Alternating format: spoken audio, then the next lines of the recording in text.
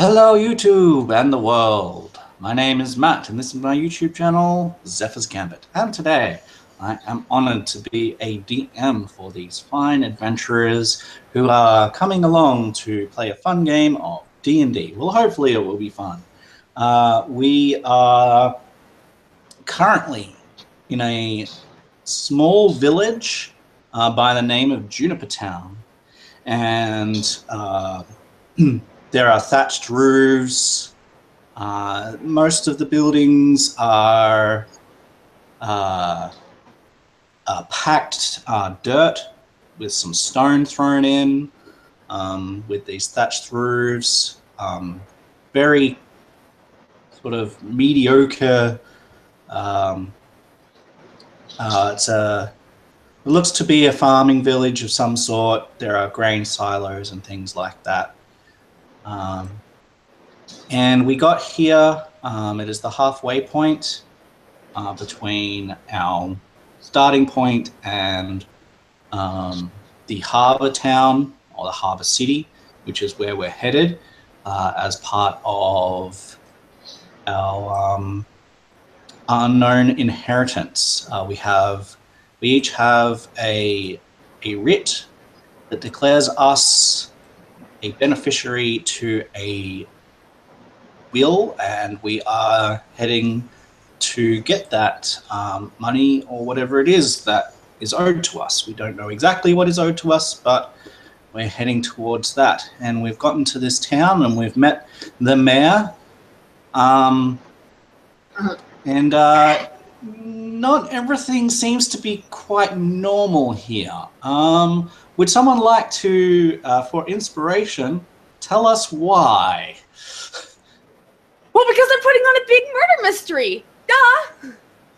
Everyone's in character. We've come along, and now we get to go figure out where these kids went and find out who's been snatching them and whatnot. It's a wonderful, wonderful show that they're putting on. Livy's very excited to go discover this and win whatever prize that they have.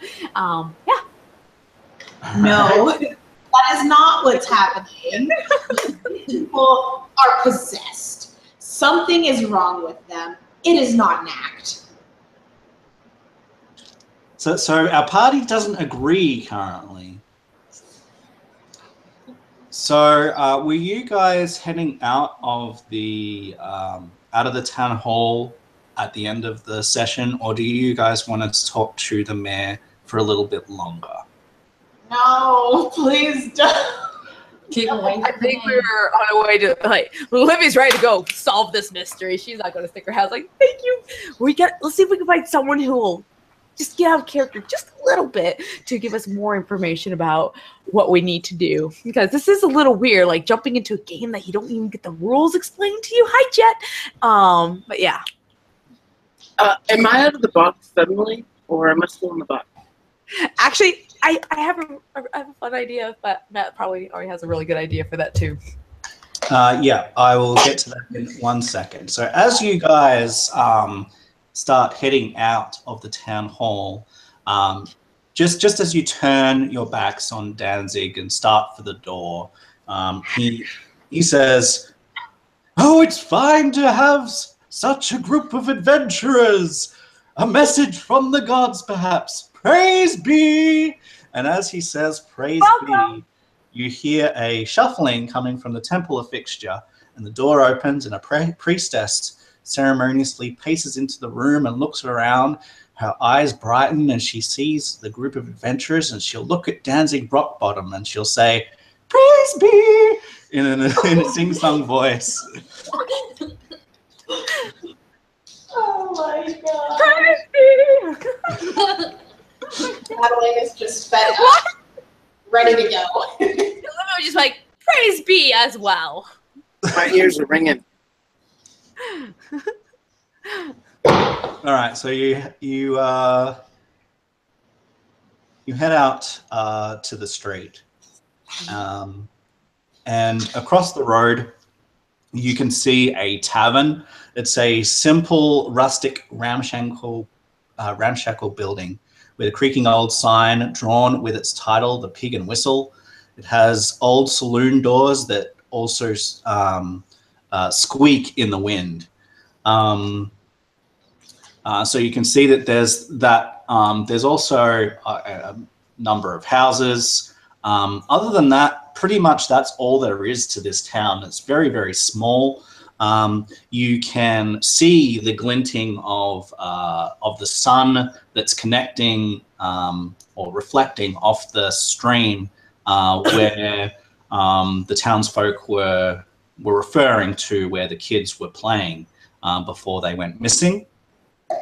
So you know that that's the direction of that. You also have a map that Danzig Rockbottom gave you with a picture of the village, a picture of the forest to the north, and the hills to the west, and also this big stream on the map as well. So it's like a big river. In fact, on the map, the river is about as wide as a house is large. So you can see the houses are just drawn in squares. And if you measured the width of the house to the width of the river, they would be the same.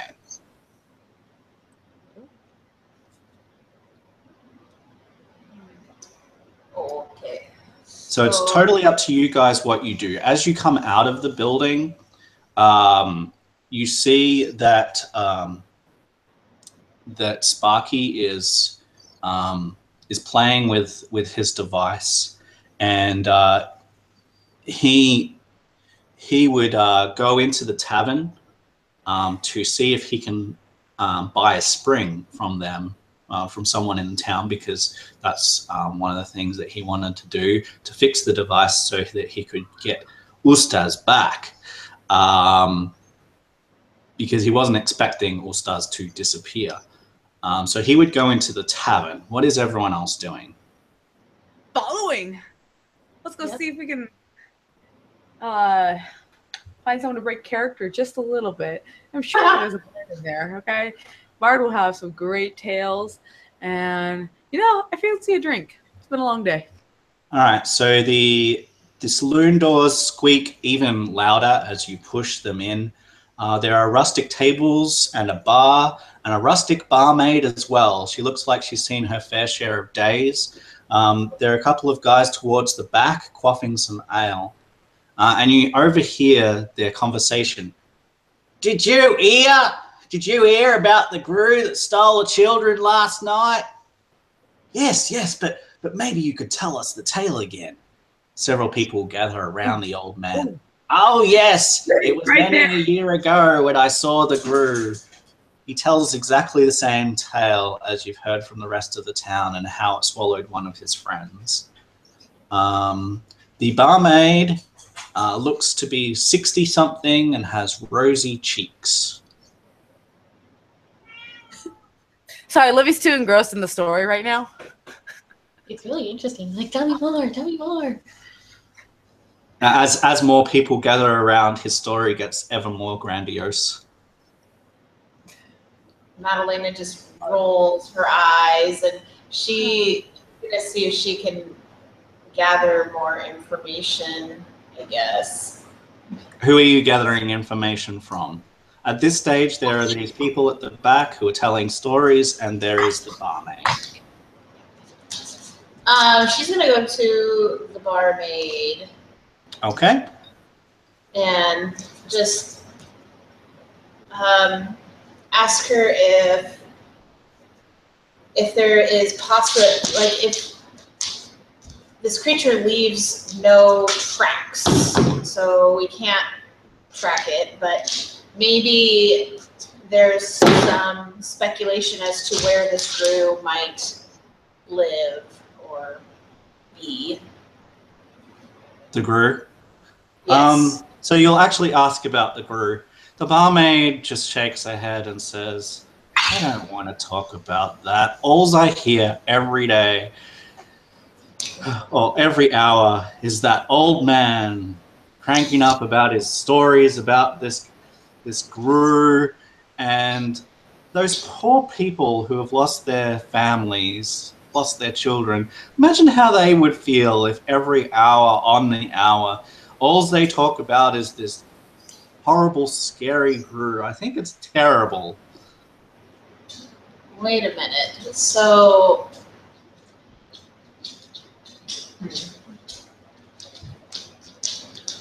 Is there something I can get you? I have some hot rolls. I understand that it's distressing, but we're here to try and help. If we can get rid of this Grue, then they won't have a reason to talk about their children disappearing because hopefully it will stop. She says, well, as from what I've heard, the children went missing from down at the river. Down at the river. Okay. That's a good place to start. She says, if you're not interested in hot rolls, maybe I can interest you in some fresh milk and cheese or some local berries. They're on special today. Freshly picked. She'll take some. She'll take some? Yes. All right, so let me know what you're taking. So she's got milk and cheese, and she's got local berries. She's also got some homemade meat meat pies and some stew, but some ale, some cheap wines, hot rolls. What is it that you actually want? She'll just have some of the milk and cheese. Some milk and cheese. All right, cool. So you take some milk and cheese. It's delicious. Kind of, you know, the type of food that you would expect your mum maybe to have made. You know, it's made with love. This is amazing! Oh my goodness. Please tell me she starts crying as she eats it. And he's like, this bread is really, really good. Oh my gosh. I'm stuck in this crazy town and this is just so wonderful right now. Oh. Hey there, man. It's okay.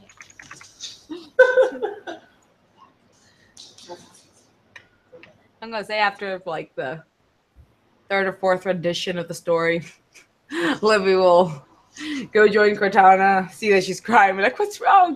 And by the way, that guy, class act, he really knows how to take a tale and just embellish and embellish and embellish. Grandpa would be proud of him.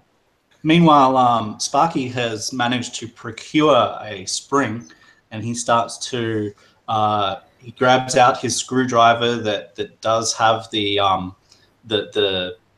clear tape over it where it's been repaired, and he unscrews the top and he gently puts in the spring, loads it, and then very quickly closes the lid so it doesn't spring out, and springs it closed again. And he looks to the others and he says, "No time like the present." He presses the button.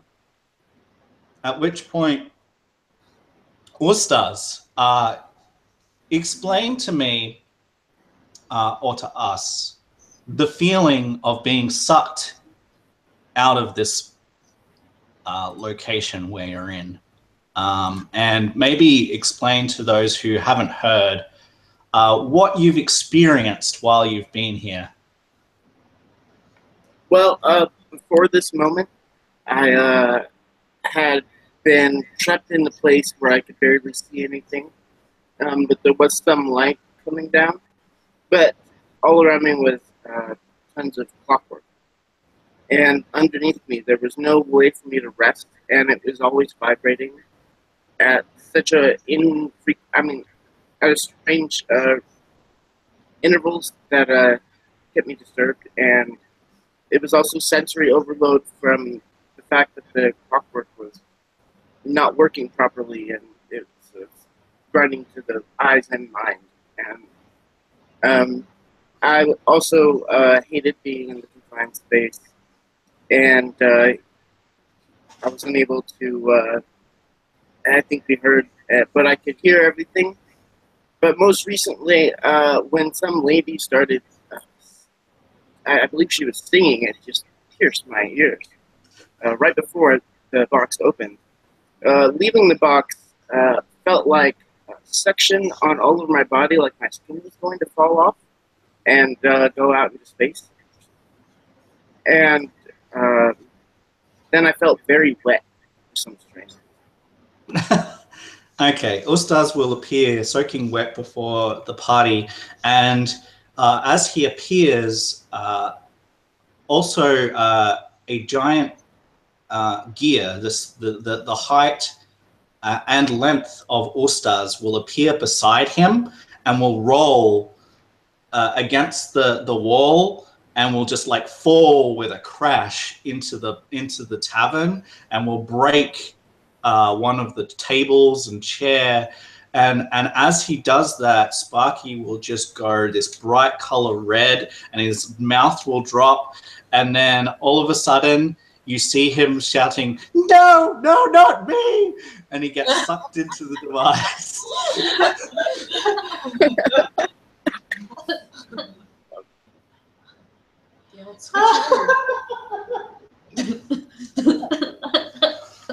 So it will fall to the ground, and there's this massive gear, the height of Ustaz, and it's about a foot thick, and it's just smashed completely one of the tavern tables. And the woman behind the barmaid, she's shocked, like totally in shock. She's looking at it and she's looking at all of you, and you can see that there's like 100 emotions passing over her face.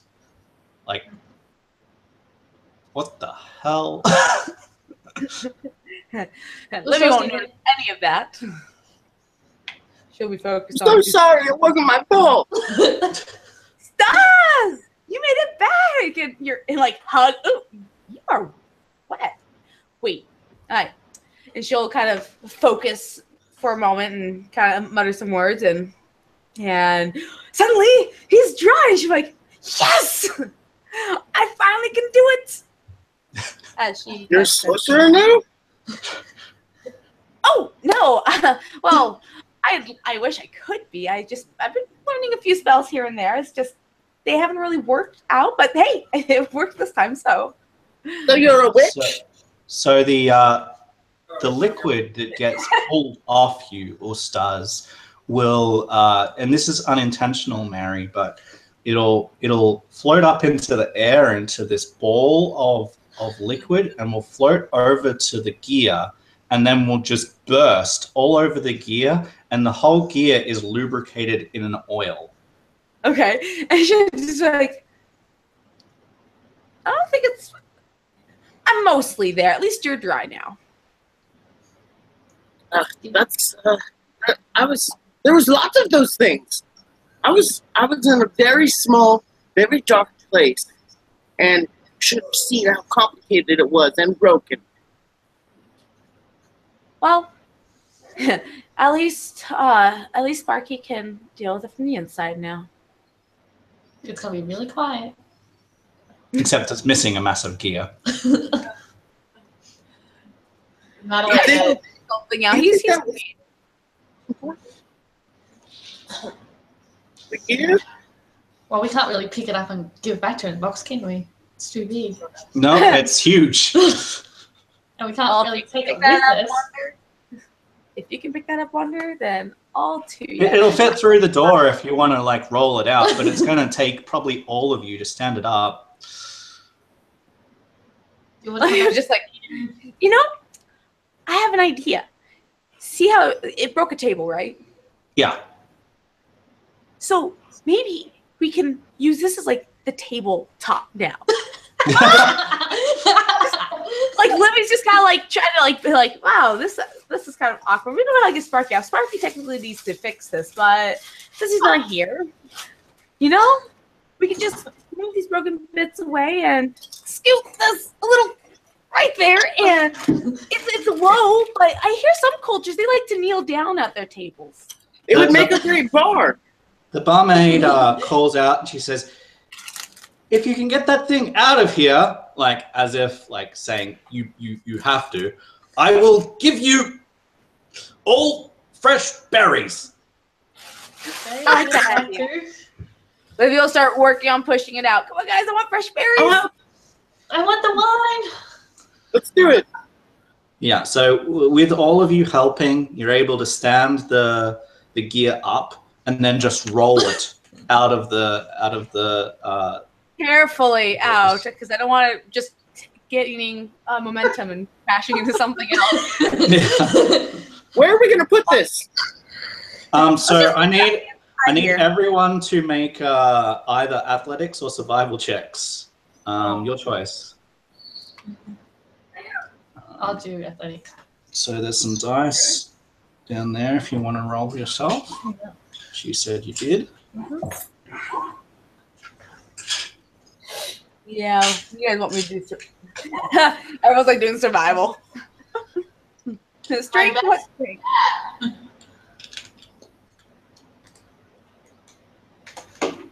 You see, if we take this broken piece here and we move this big whatever log of a leg, we can use leverage to prop it up. That's bigger. That's easy, was it?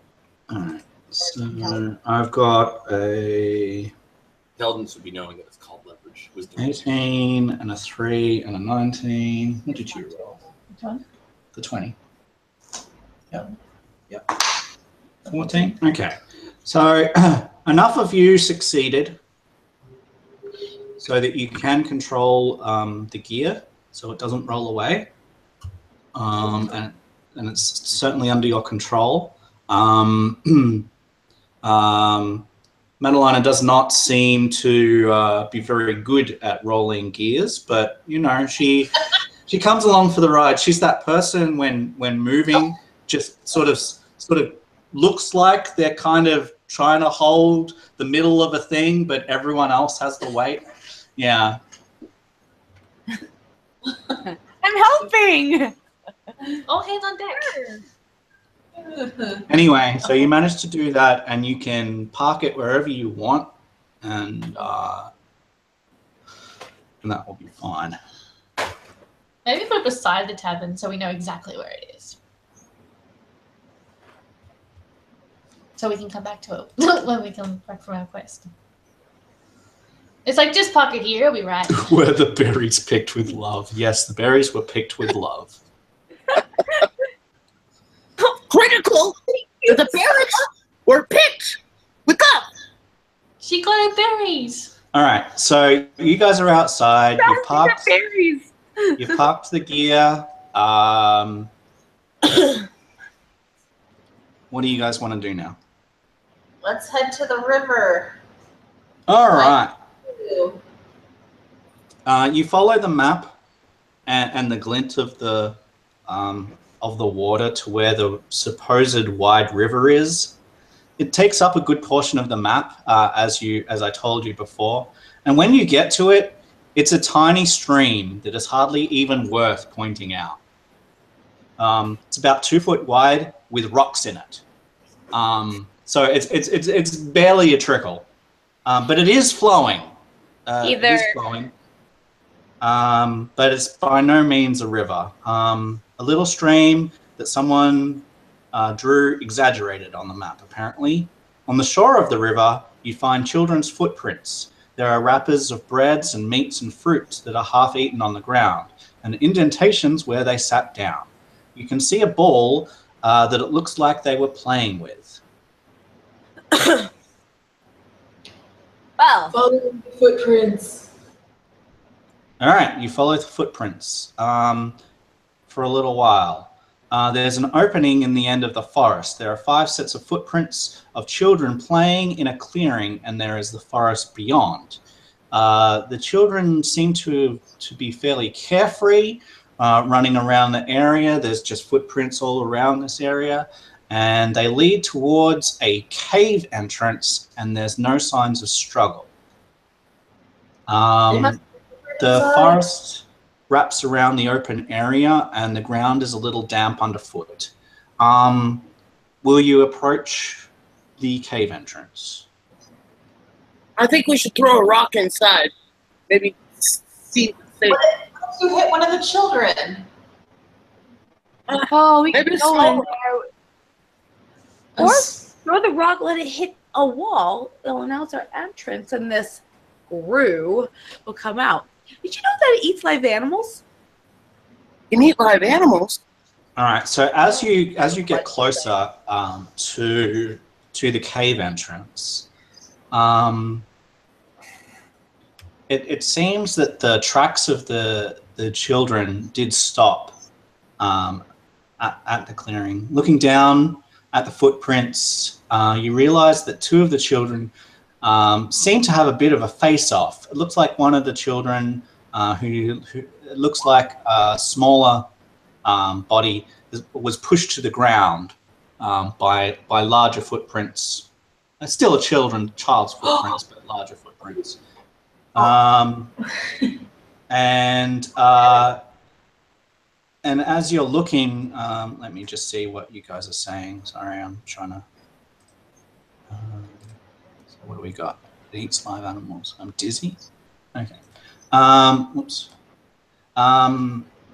As you poke around and see these things, you hear what could be perceived as a moaning sound coming from the cave, but you all know that it is the wind that's reverberating through the cave.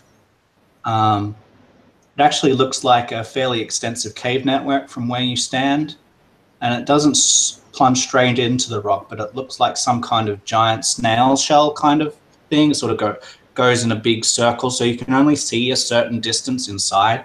And if you throw a rock at the wall, it doesn't make basically any sound at all. It's just a plunk.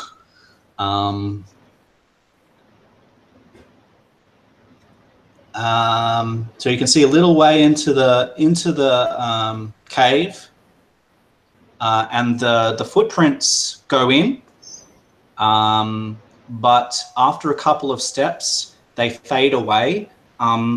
So it's like when you're walking into the house and it's been raining and you've been walking in mud, and your first footprint is really easy to see, and then as you keep on walking, because you're now on dry ground, they fade away because the wetness fades away. So it's just like that.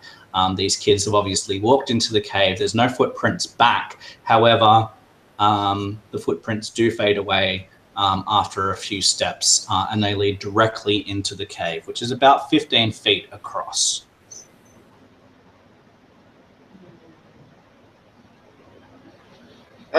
Can I check for any to see? I guess see what direction they were going. Directly into the cave. There is only one direction. Oh. Can I check my darkness? You can cast dark vision. Yeah. Can I? Yeah. Means that you'll be able to see further. Mm-hmm. Sure. So, how does that look like anything or sound like anything to the rest of these people? What do you do to make your eyes adjust to the dark like this magically? It's gonna sound really weird. Like, just like a rub. You're just gonna rub your eyes? Yeah, rub my eyes and see. All right. So, Wanda rubs her eyes. In a way that switches them on. Yeah. Yeah. Mutters some words and. Yeah. See that? Like that. You can see the dark. Yeah. All right. So yeah, you can see. Anyone else? After the first sort of 10 feet or so, the cave is completely dark after that. So the light comes in at an angle, and then it's pretty much a little bit of low light and then completely dark as it goes around the corner. Livy, Well, it's not a corner, it's more of a Livy, like, Wonder will kind of mutter some weird things as she'll probably spend like 30 seconds trying to like really get it, and then to do dancing lights. Oh my gosh, look at that, guys. Ta-da! I did it. Ooh, that spell I've been working on too. I guess practice does make perfect. I should know that. And she'll send them yonder into the cave to illuminate it. As Ustaz realizes that he's going to go into the cave, his body tenses and he takes a pose of readiness. You do what? Sorry. Oh, his body tenses up and he takes a pose of readiness. Okay. No.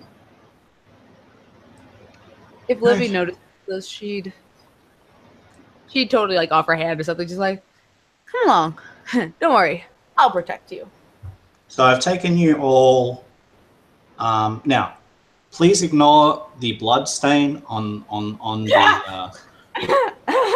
the floor of this cave. There are very few, surprisingly, caves on the internet. So we have what we have, and yes, Mary, you've seen it before, but we're only seeing little bits. So yeah. Are you all going into the cave? We're going into the cave. All right. Why couldn't we follow the butterflies? Right? All right. So you all head into the cave, and like I say, these wines sort of go in a bit of an arch, and they sort of ever go downwards. After about a minute, 2 minutes of walking, turning around many of these curves, you feel like you're about 30 feet down now. The cave walls cinch in until both sides of the cave come in, and they continue about 10 feet wide instead of 15. So the lip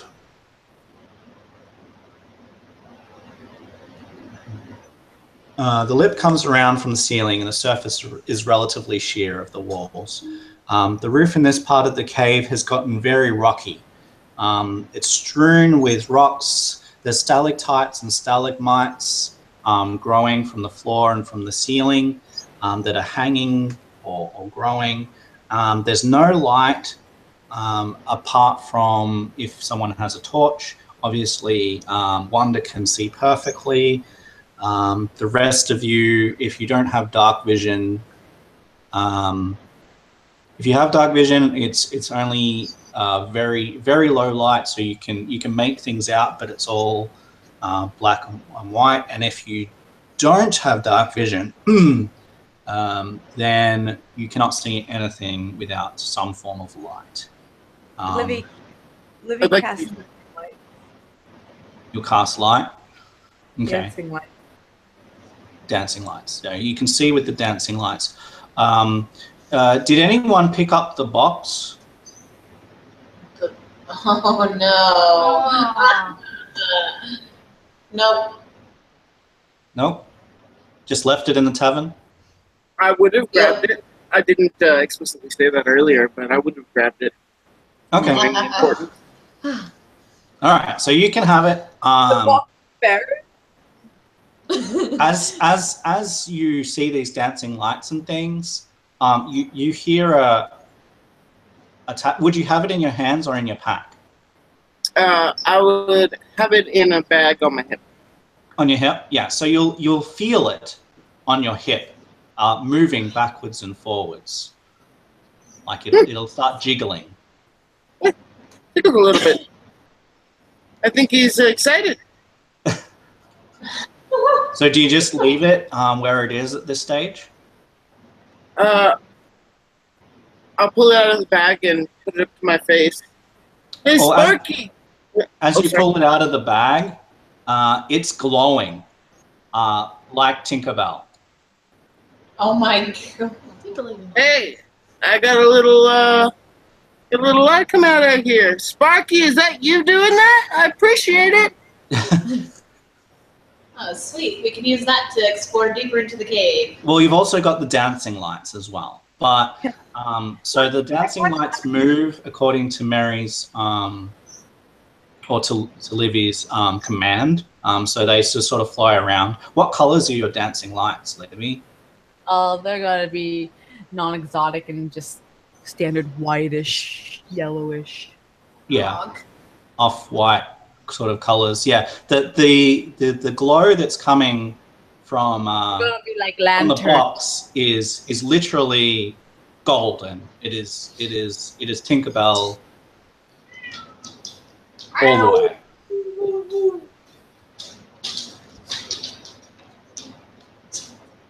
Hey, Sparky, I don't know exactly how to get you out, but hang in there. I survived. All right. Taming of a Grue. I'm gonna hold it at chest level.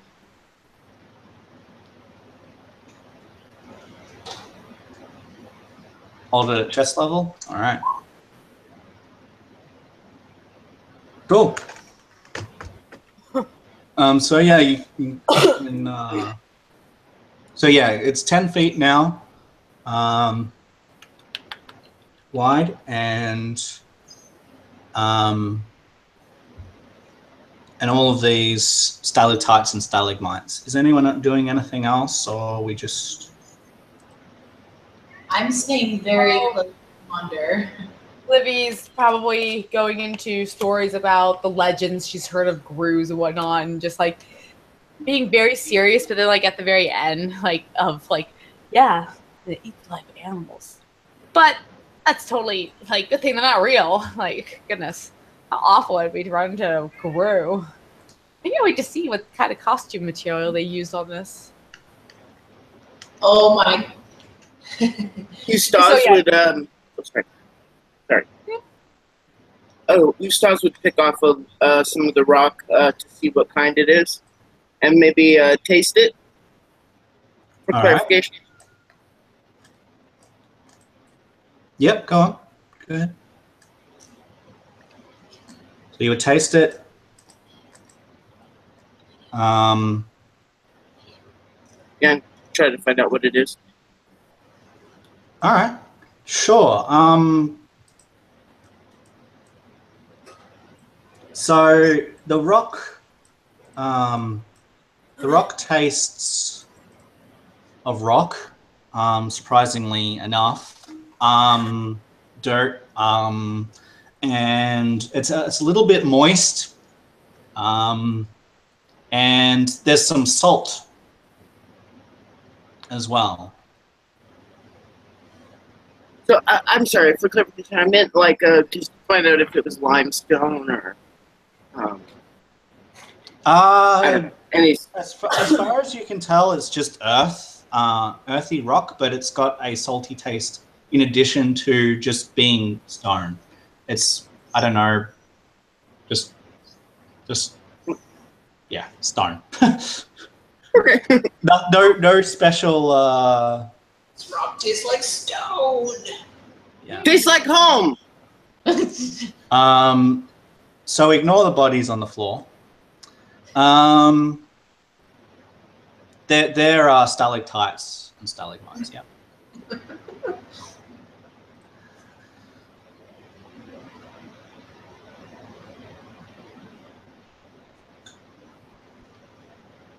All right. So yeah, apart from that,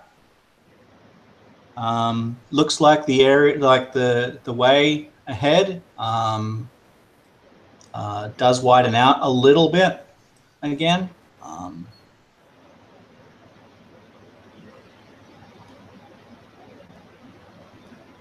Now let me see.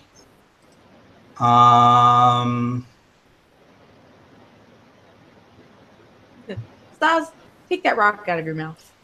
So as you come in, Don't swallow it. I'm not. I'm with Bermuda. so quickly, just before you get that far, so I'll just draw something quick. So let's put this into, I don't know, any color is fine. Let's just make it blue because... So this kind of cinches in a little bit at this point. Like a bottleneck. Yeah.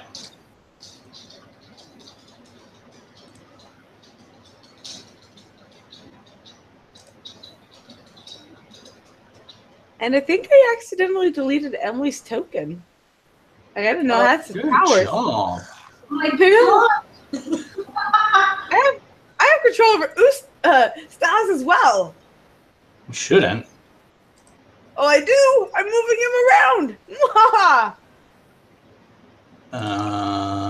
Okay, 1 second. Wonder, you are too for the power of Mary. Oh. Can you stop, please? Jeez. Okay. I'm trying to fix it.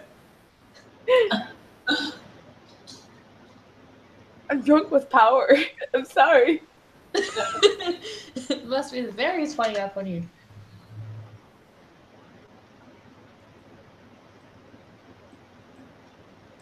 Whoa, now I'm like huge. Oh.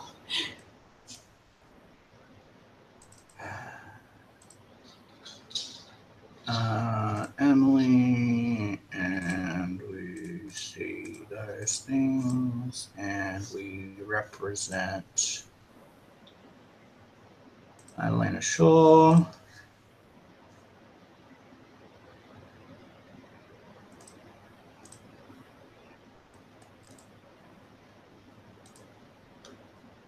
And you've got 29. Are you sure you've got 29 hit points? That seems like an awful lot for a ranger at level 3. In fact, that's impossible. Okay. Let me check.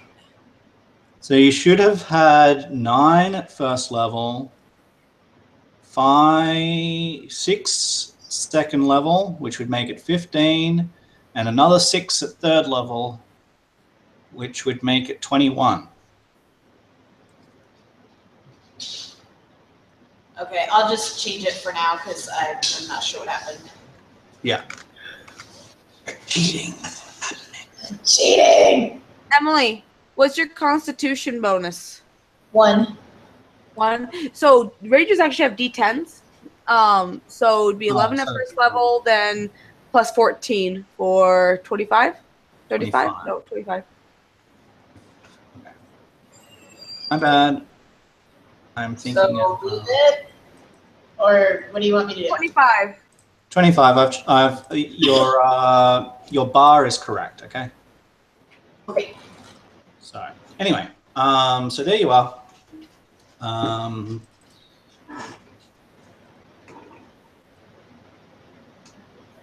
weird. Okay. So yeah, what are you guys doing? Do you mind if I lead the way so so I can see if we're coming up to anything? Yeah. No. Oh Are my. you more perceptive of everybody? Well, Why she don't can we- see in the dark. Oh, okay. Yeah. Yeah, go ahead. Scout ahead. Livy got your back. Okay. So you come into this area. All right.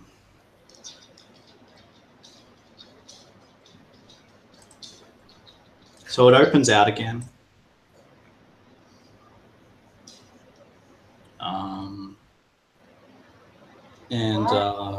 Yeah, there's just heaps of stalactites and stalagmites everywhere. And the direction that you'll be going is like up here.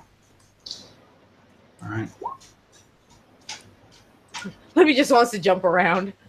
Like, So you don't really see anything unless you're especially looking for there to be a threat. I can't see anything yet.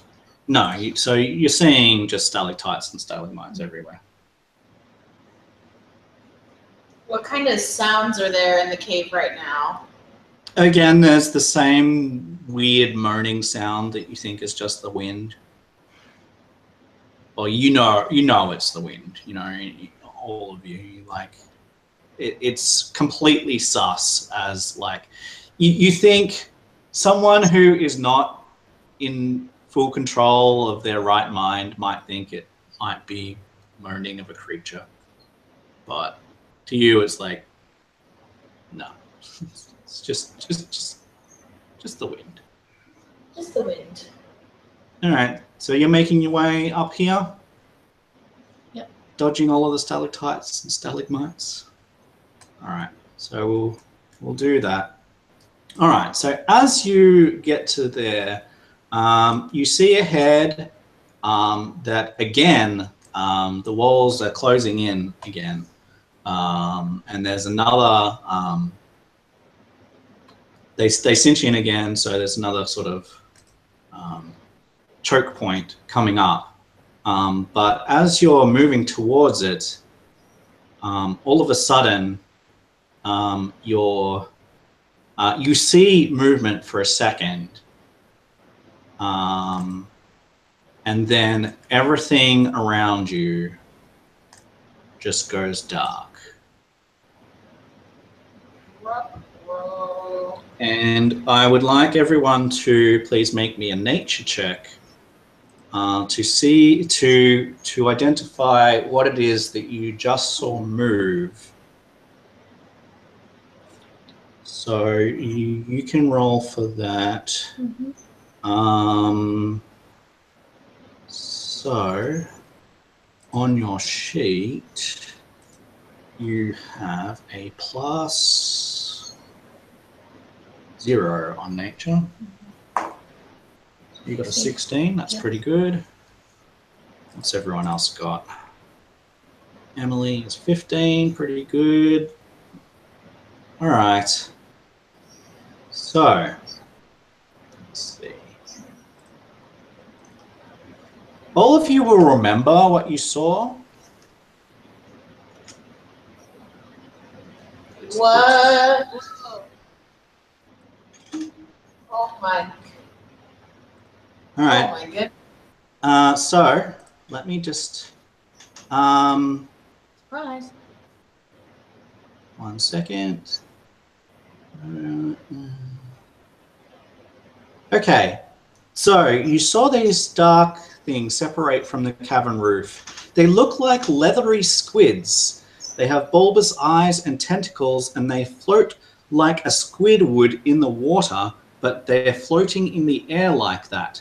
And they separate from the roof, and then everything goes dark. Roll initiative. Dun, dun, dun, dun, dun. 9. Yeah. And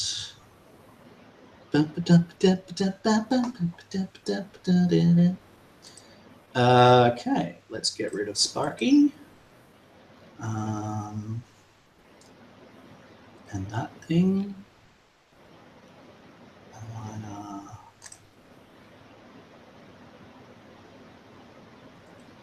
Dun, dun, dun, dun, dun, dun, dun, dun, dun, dun. So Livy got 19. All Stars 10. Adeline 5. Chloe onto here. Add turn. You got 9, and you add your bonus.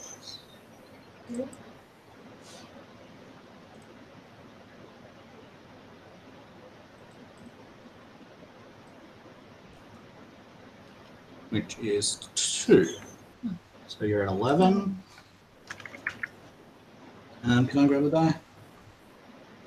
Roll for the creature. Oh, it's going last. Yes.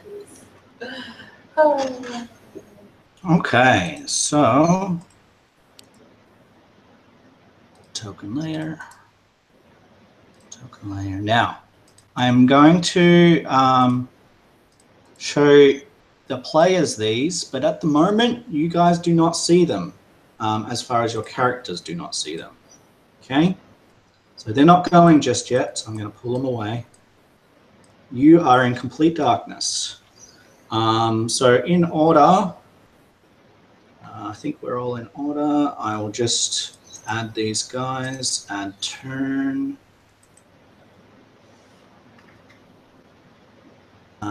And we've got descending order. So, Livy, you're first up. It's dark. What are you doing?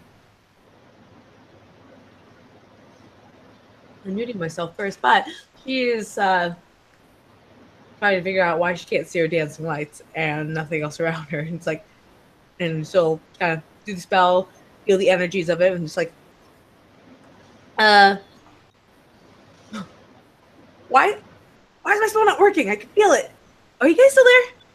And does she feel anything on her? Did something land on her? Not yet. Oh, yeah. So, she's just kind of trying to figure out why she can't see her magic and trying to see if everyone else is with her still. Yeah, so if you feel around you, you touch them, you touch these people, and you can hear them. They can respond to you. All right. Can you guys see? Yeah. No. I can see. I can't see anything. You can't say it's Are you magic. there? I guess Scott? You there? I guess I can have her like try to see if she can hear anything, like the cause of it. Perception, maybe. No, you can only hear the sounds of your own voices and breathing. Then she's just kind of confused. She'd probably, yeah. And an occasional hammering coming from All-Stars' cube. Hey, I wonder if this has something to do with Sparky. You know, he's always tinkering, and maybe the light box is taking all the light. Well, you can't see the light box anymore. Oh yeah, but like right now in her head, it would be working that somehow. All right, so I'm taking it. That's your turn. Just seeing if everyone's there. Wanda, what are you doing? Suddenly, your eyes aren't working. I rub them until, like, rub them really more harshly, and they still don't work. Correct. Um, You've never had this happen before. Every single other time that you've cast this spell, it works. it works. So basically, all I can see is blackness, and I can hear people as well. Like, Yep, hear, touch. yep, smell. Yep. It smells really damp. Ugh. Yeah, it smells earthy more than damp. I can't really do anything because I can't see, and I don't want to draw my bow in case I hit someone. All right, so you're just going to stand there. You can, if you want, any people that are acting at the moment, take the dodge action if you wish as well. But you don't have to if you don't think your character would. No, I don't. Take the dodge action. Livy would have if I remembered. Right, so Livy will, Wanda will not, Us does.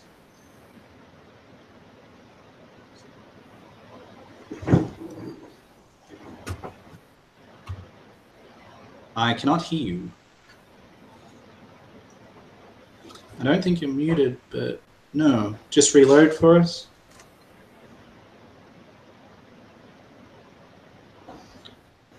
Good old internet. Yay!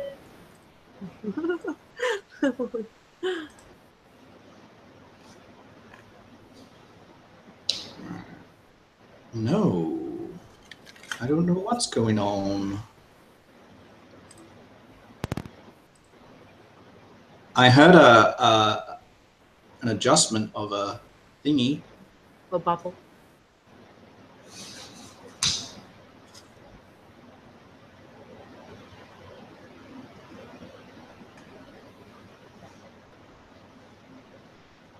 While you get that fixed, I'll let you know if I hear you at any point, by the way. I'm not muted.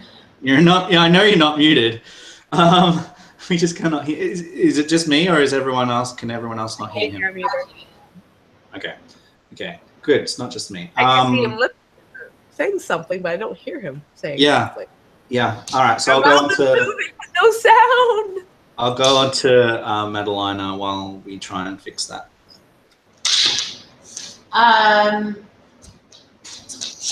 She's gonna stick close to the others and kind of huddle against them And I guess she will try to call out and, hello?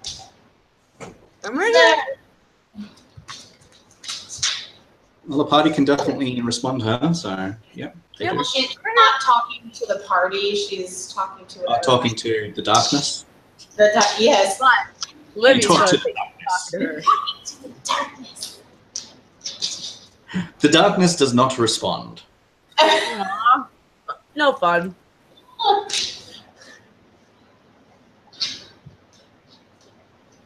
Hello, friend. Let me see if I can.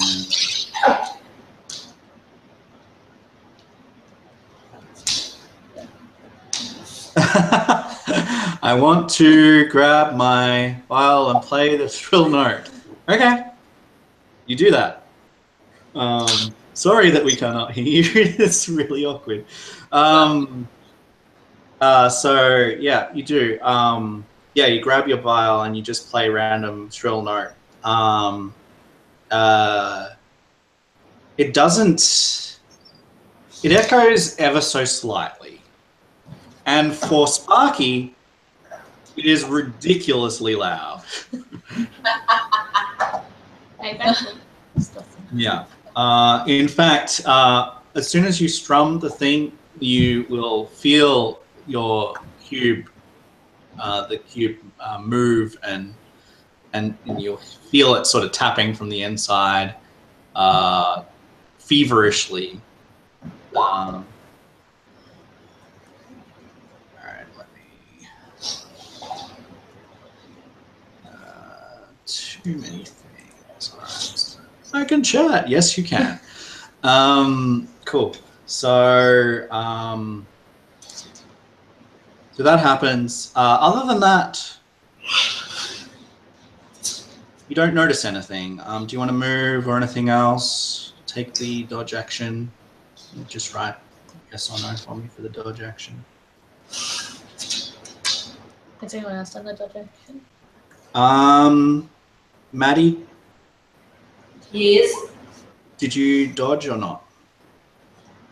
She'll dodge. Yep. So everyone's dodging, Okay. except for you. Okay. Dodge to the left. All right.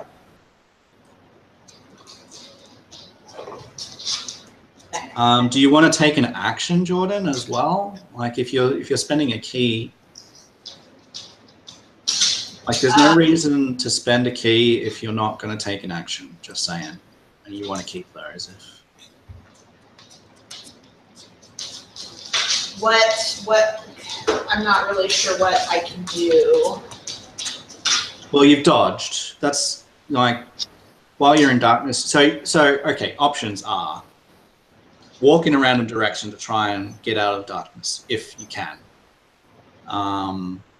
Other than that, you have no idea. Like, or maybe try and light something, but all of the light that was around you, the light that was coming from the thing, the light that was coming from Livy's dancing things, it's all just vanished. Yeah. So you don't think. Well, you could roll an intelligence check to see if light of a different kind might do something here. If you want to do that, I'll allow you to do that for free. Okay. You want to hit right in front of you with your mace. No. Okay, so what I'm going to do, I'm going to put you in this square, and I want you to roll a D2, 3, 4, 5, 6, and 8 for me.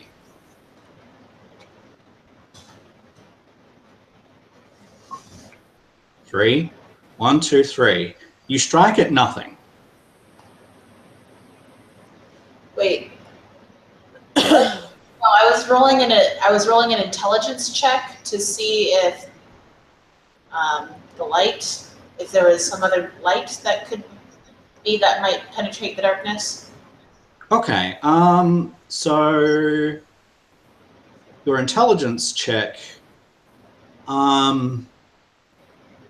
You have no idea what might change this. You think probably darkness only goes so far, maybe, possibly. Other than that, you've got nothing. Okay. So then I've got the creatures' turns. All right. Again, you as your players can see them, but you as your characters cannot.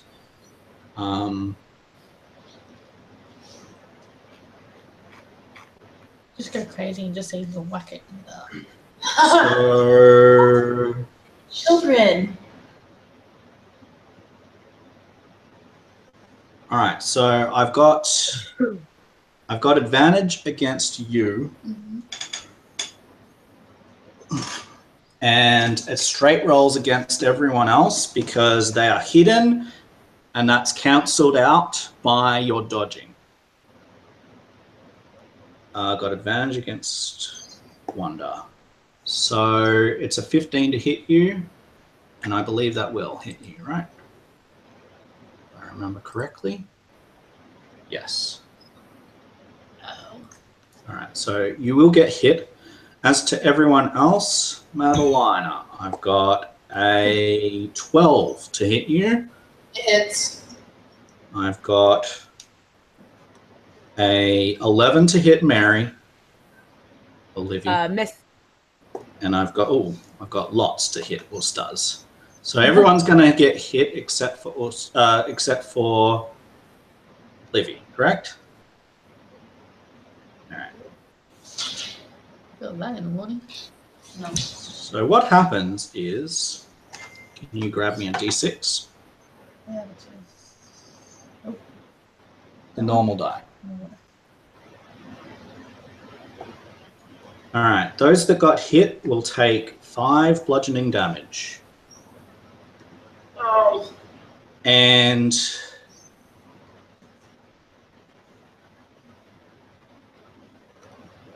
what you feel is a tentacle-like leathery substance wrap around your head, and the tentacles wrap around your eyes and blind you, and they also wrap around your mouths so you cannot breathe.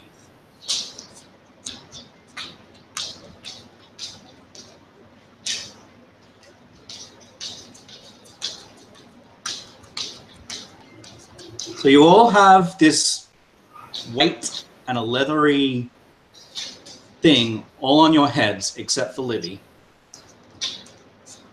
Livy, you felt as if someone slapped the air and like tried to slap you, right?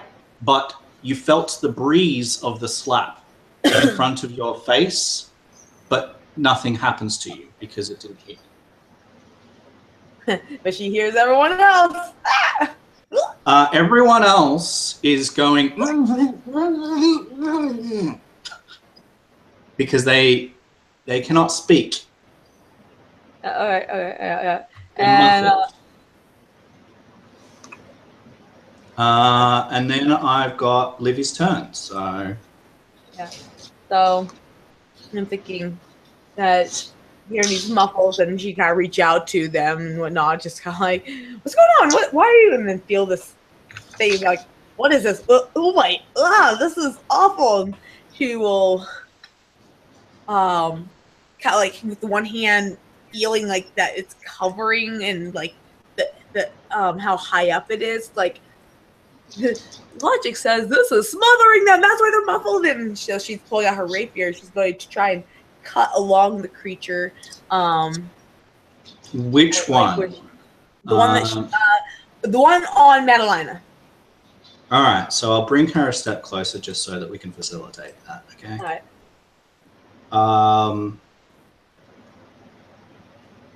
All right. So you try and cut it. Yeah. So you have disadvantage because you're still blinded because you're in darkness. Even though she's that okay. Unfortunately, So what can I roll? So you can reach out and touch it, right? So roll me a survival check for free. Okay. I'm going to say you've got disadvantage. If you get 10 or above, I'll let you attack it. And if you do hit this time, I'll let you attack it from now on for free. Like, as in, you won't get disadvantage. But this turn, it's disadvantage. 5. Rapier gets +5. Rapier gets +5. Roll. 1d20. Yeah. So 12 and 13. So I'll take the 12. 12. Yeah, you'll hit. So from now on, against this target, while it stays where it is, you'll be able to attack it without disadvantage because you've just hit it. Sweet. How much damage do you do? 5 piercing. I see. All right. So,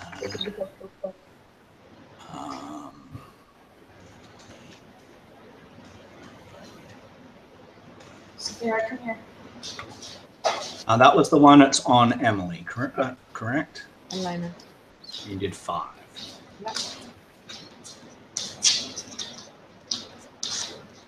Okay. So you do that. So you strike it with your rapier. Is that correct? Mm-hmm.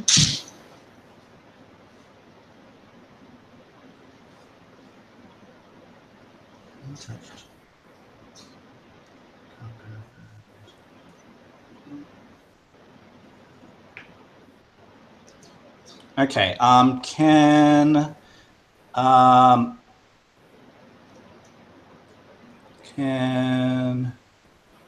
Madalena, can you take 2 damage for me, please? Oh, 2 damage. So this thing is covering you, and then you feel the cold bite of steel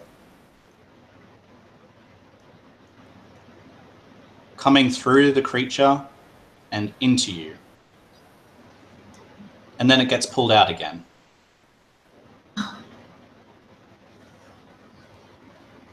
It's like a love bite gone wrong. So you just pierced into the creature and hit your friend. But you don't, like, would you call out or try to make a sound when you take that damage? Yeah. Madalena? She's like. So as soon as you strike with your rapier, you do feel it go into the creature, and then you hear Madalena like scream a little bit louder, or verbalize a little bit louder, like she's just maybe taken damage. Alright, she apologized. Sorry. All right, so it is anything else you want to do? Nope. Nope. Wanda, Me. you've got something on your head and it's not allowing you to breathe. I'm gonna just go stab in the dark and just try and swing my bow. Swing your bow. Like, you know, because I can't really see and I'm being suffocated, so I'm just like... You think that that's an extremely unwise thing to do. You think it would be much better to use your hands to try and rip it off. Like that? Yes. You use your bow, yeah, you might shoot yourself in the head. Yeah, I'd rather try and take it off rather than shoot me in the head. Okay, so you can make a strength check. Here's your dice. Okay. 3. For 3, Yeah. you don't succeed. Ugh. So you try to wrestle it off. Stupid face hugger. That does not work.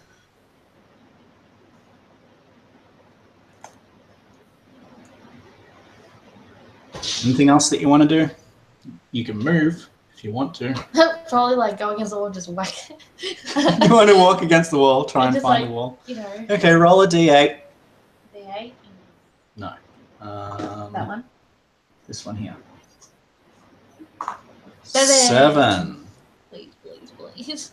Okay, so where are you? You're here. 1, Yeah. 2, 3, 4, 5, 6, 7. You're just going to walk your speed Yep. until you get to the wall. Yep. Okay. You find the wall. 1, 2, 3. Let me just measure 1 second here. 15.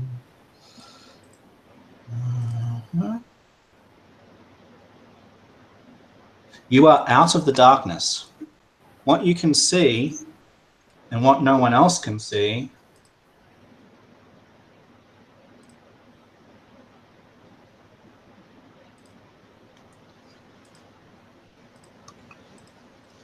is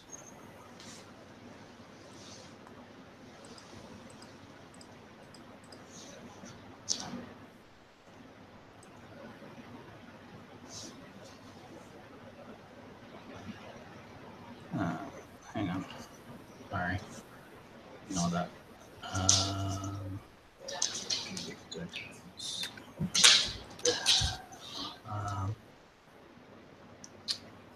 Yeah. Okay, let's try this again. I'll do it from here.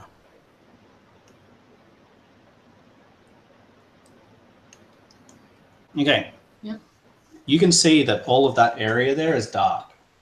Everything else is not. Yeah.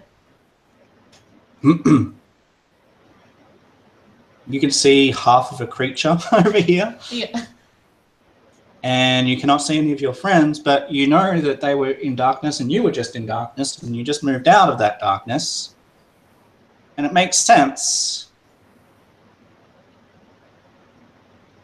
So you could guide them out using your voice. Yeah. Although you have the thing on you, don't you? Yes. So you cannot see that. But if you get the thing off you, you can see that. At the moment, you can't see that. But that is what is happening. All right, so we've got a little bit of meta knowledge because I forgot that you had the thing on your head. All right.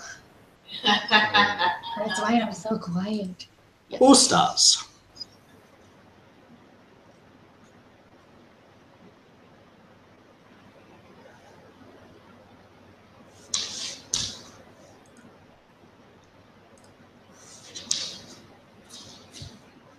So you're hearing people Getting you stabbed. want to try and get it off your head. Yep. The strength check.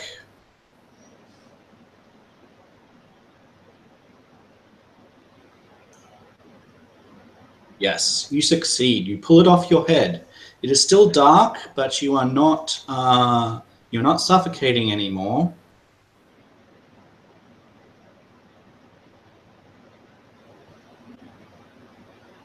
You have this leathery, tentacly creature in your hands currently.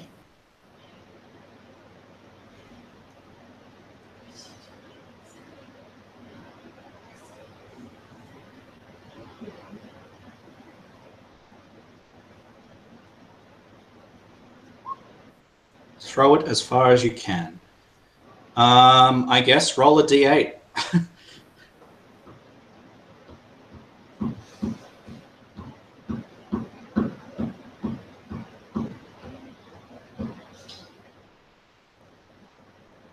Two, three, four, five, six, 8. All right, you do. You throw it. Roll me an attack throw. An attack check.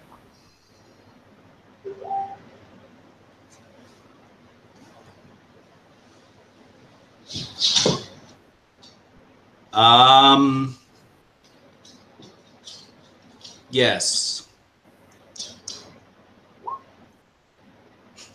Okay. You throw it. And it collides with Madalina. Oh, no.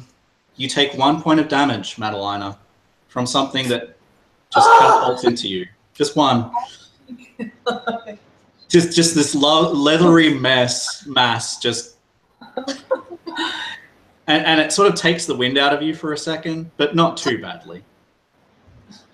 All right. Hit me with your best shot. You just so happened to get directly in line with her as you threw it. So unfortunately, it's still dark, so you can't see. All right. So that's what you did, but you don't have it on you, so that's one good thing. Do you want to try and move as well? If you want to move, you can either move in the direction that you threw it, or you can move it away from that, depending on what you want, or you can move in a random direction. Again, if you want to move in a random direction, you need to roll a d8. Or you can stay where you are.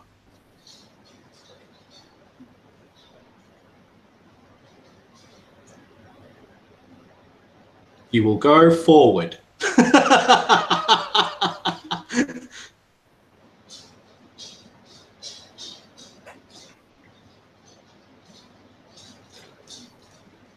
All right, so you will walk that direction. You will get to Madalina. You will collide with her, but you won't do any damage to her.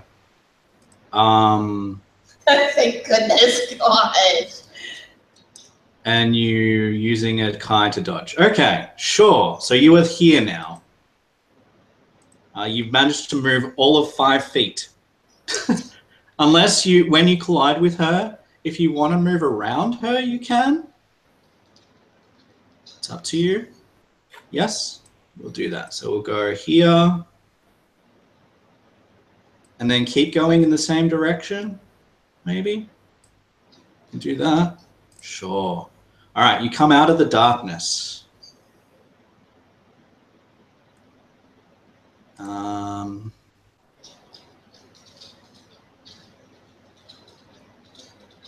that one is over where you are. Yeah, because I still got away.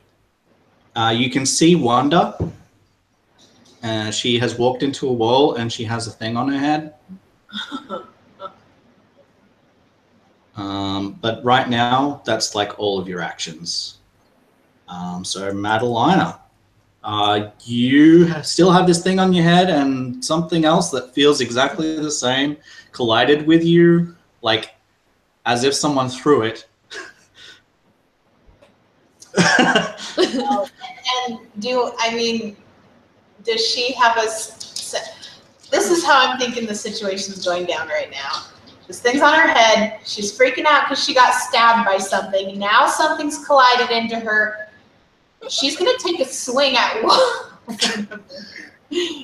Yeah, you can definitely attack the one that's attached to you. What weapon do you have? Heavy mace. A heavy mace. So you would be literally grabbing your mace and whacking towards your head with it. Is that really what you want to be doing? Okay. I mean, you felt another one coming at you, so you could blindly try and get it. You did feel it impact you, so. I'm gonna try and go for one on her face because she can't breathe and. Towards So you want to try? Okay. Sure. Roll an attack check. No disadvantage because you're attacking yourself, basically. Please, just I really want to see this where she's just like whack. Unfortunately, no one can see this. What about if I have a dagger? I can stab at it. It's up to you what you use. So you just say what you're going to use and roll your check. Myself. About for that. Because if I'm stabbing like up above my head. Well, you can kind of feel where it might be. Like you know the extent of your body, right? So yeah. So she's gonna just kind of feel up where this creature is clinging to her, and she's gonna use her dagger to stab at it. All right.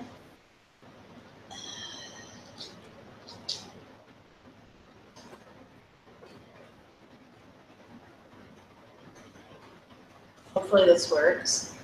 Sure. Oh yeah, you get it. I get it good, and I brain myself. Now we have concussion. So how much damage do you do to it? This much. 7? Oh, I'm sorry, that's wrong. Yes, it is. Try that. Dagger. So I'm still not getting a damage. That's Let me check your macro.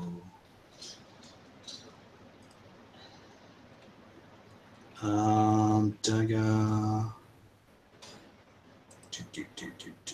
Strength. how about that. 1d4. Let me just check. Yep, so 7. Okay. That's a lot. Very good. You have bloodied it because it already took damage. And as you stab it, above where your head is, right, you can feel it writhe, and its tentacles grab ever more strongly onto you. I need you to make a Constitution saving throw, please.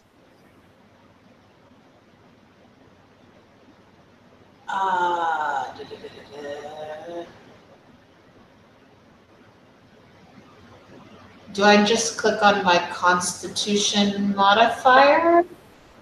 You should just be able to click onto the save. How it looks on the sheet. Let me just go over to it.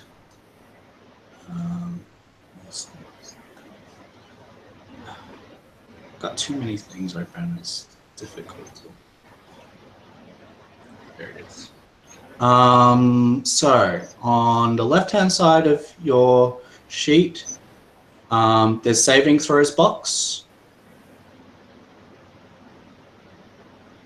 And you just click onto where it says Constitution. Just click on Constitution. It'll go red and you can just click on it. So on the left-hand side, I have all of my strength, dexterity, constitution. Beside that, you've got a saving throws box. It's underneath your proficiency bonus.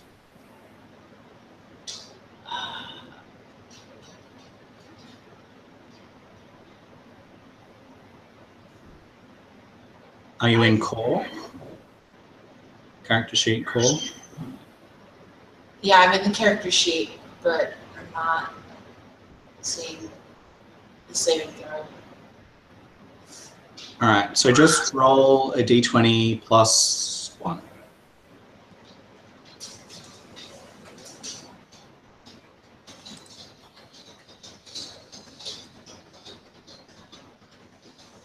So, okay, you take half of your own damage in bludgeoning damage, so you take 3. 3 bludgeoning damage as its tentacles crush your head. Sweet. And my piece is gone. All of our pieces are gone. All right, then it's their turn.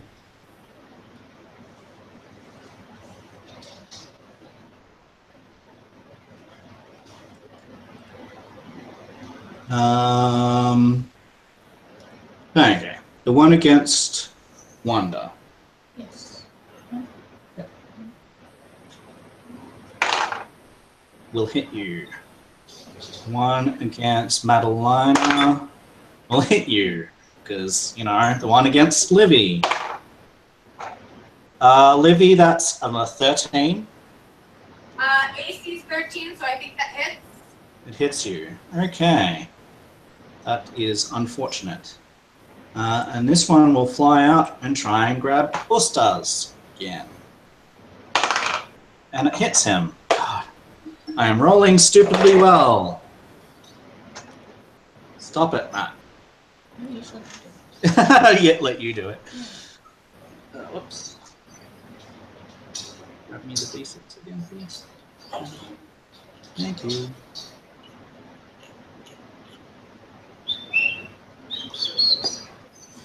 You all take another 5 points of damage. Yay! Don't like these. They don't like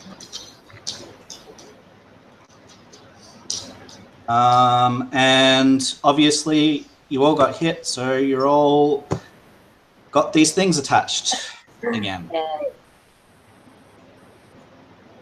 Or still. So that one's now on top of you. This is fun. All right. Eat alive! Livy, what are you doing? Livy now being confronted with this creature on her face, is going to kind of tug and pull and whatnot, and, like, with her low strength, like, I'm not going to just realistically have her try to take it off. And so she's going to then attempt to try to channel all her magic to do a chromatic orb. But I'm also imagining that she'll be muffling the spell, and I don't think it's going to form. So she'll bite next if she has to. Okay. How am I going to roll? Roll me a concentration check. The thing. If you succeed on your concentration check, your spell will go off. You don't. Nope. Your spell fizzles. You'll use a spell slot. Sorry. No, fine. Now, as you start to speak, you realize that halfway through that your sound is all muffled. Yep. All right. Anything else you want to Fight do? it next time. No, that's about it, other than she's doing her best time. Okay, so you're not going to try and move? No, other than stumbling around, like, she's not going to really move anywhere because, yeah, she's technically attacking her. Okay. So you will, you will feel that Madalina is pretty much next to you. All right. So Wonder. Oh, this thing's on my head still. Yes, it is. Ah. Yeah. I really want to whack it, but I have nothing to whack it with. Like, can I try pulling it off again? Yes. It was like one of the only options I can come up with without hurting Yeah, myself. absolutely. Go ahead. So, that one. Yep. Oh, 14. Yeah, you succeed. Oh, yes. So you pull it off. Oh, So you've got it in your hands. What do you want to do with it? I'm going to kick it. You're going to kick it? Like football kick, yeah. All right. In what direction? Maybe that way? Towards Madalena. Yeah. Towards Madalina. You can't see her, so you don't know. You can kick it randomly into the darkness, or you can kick it somewhere that you can actually see. I'll kick That way? Yeah. Roll a strength check. Again? Actually, attack check, actually. Yeah. As if you're 4? 4. All right. So, I'm going to go 1, 2. Sure. We'll just, you'll kick it to there. Yeah, you didn't hit mad. No! It's away from you. It's okay. And it takes 1 point of damage. All right. Because you unarmed striked it. 1 point of damage. All right. Anything else you want to do? I can't. You notice that All-Stars is right there. Yeah. And the thing that's getting him is still on him. Can I help him out? You can. You can Please? go over. Yeah. Yep. So you'll give him advantage as well. Mm-hmm. I'll let you do that. That's fine. Thank you. All-Stars.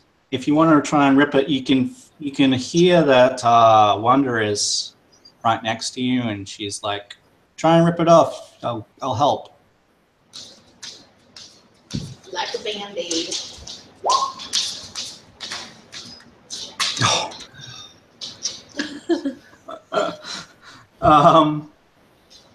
Okay. So no. Even with advantage, no. Ah, God, this is going so well. Madalina, unless you want to move again. Can I cast a spell and get an attack? No. No. Okay. Unless it's a bonus action spell. You'd have to have a forecaster feat to cast like a cantrip and then get a bonus attack. I do have a bonus action spell. It requires me to see the creature, but considering it's hugging my face, can I cast it? Yeah, I mean, yeah, but you're going to have the same issue as Livy. You will have to make a concentration check in order to not lose the spell.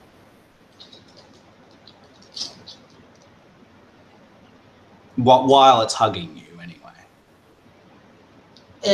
Will I be at a disadvantage? No.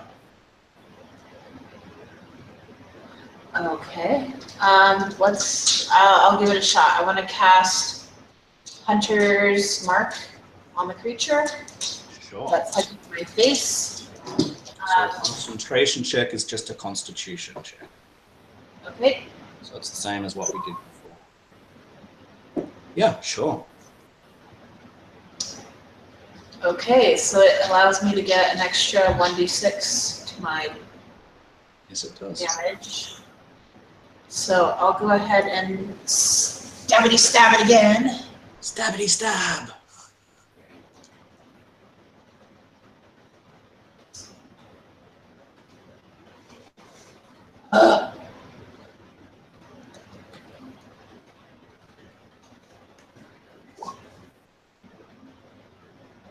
Hmm. Nope. Well, Hunter's Mark is on it, but unfortunately, you try and strike, and it actually pulls your head to the side as you try and strike it up there again, and so you just miss it. It's like... No! All right. These creatures are so annoying. Yes, they are. God. You got it. Makes you wonder, actually, like how the children fared in here. Like, what's going on? Oh yeah, children. Yeah. Oh, yeah. So it's the creature's turns. This one's gonna come back and try and attach itself again. Good luck with that. Mm-hmm. Don't you dare touch me. That's a dice. That's a 14. That'll hit. Because you've only got 11 armor class. Okay. Okay, Ustars. The one that's on you will detach itself from you. And you will see it properly for the first time. Can you roll me a perception check, please?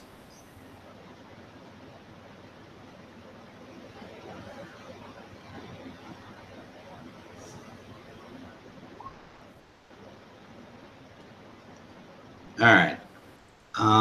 Even still, because you're seeing it and it detached itself from you, I'll give you advantage on it, which means a 10. So,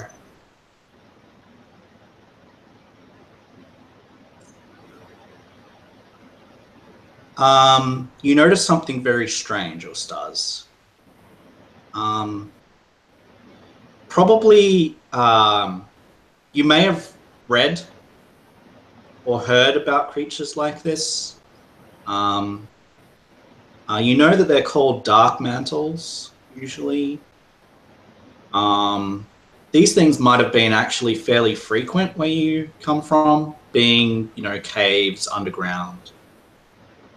But one thing that is different about these ones to any ones that you've heard about or experienced before is that on top of each of their eyes. So they've got eyes all around them, right? But on top of each of these one's eyes, there is a gluey, brain-like mass that seems to be sewn into them with some sort of sinewy flesh. It's like someone's taken flesh and sewn these brain-like things onto these creatures. That is disgusting. This flesh is vein-like, and it oozes with dark yellow pus. Yum. Brains. Happy, happy, happy, happy, happy, happy song. So, upon seeing this, what do you want to do? I feel nauseous. Vomit. That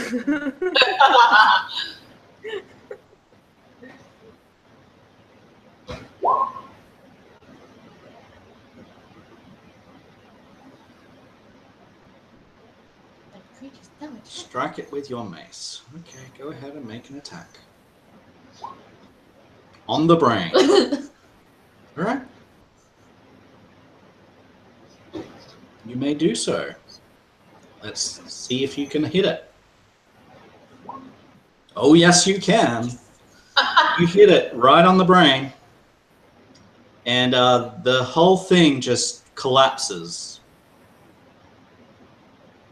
You take it out in a single hit. It hadn't even taken damage yet. And you just hit it right on the brain, and its brain just goes, and pus goes everywhere, and it falls out of the ground, it falls out of the air and onto the ground, and it is completely not alive anymore. Completely dead. Ew. Gone. Ew. Ew. Ew. All right. Ew. Cool. Like, So that was like an out of turn thing, all right? So that's fine. Livy. What's going on? well, she's fumbling and whatnot. She's not really sure the spell's going to work because she just has, disgusting, tentacly, whatever, this thing that's stuck to her face. And she'll reach for a bolt because a bolt, that works kind of like a dagger when you stab it, all right? Yeah. Yep. And so she'll grab one for hand crossbow bolts. All right. And It's an improvised weapon. go to town. Let's see. So just no proficiency.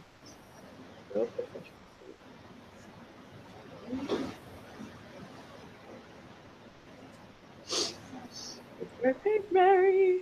And they're like, oh.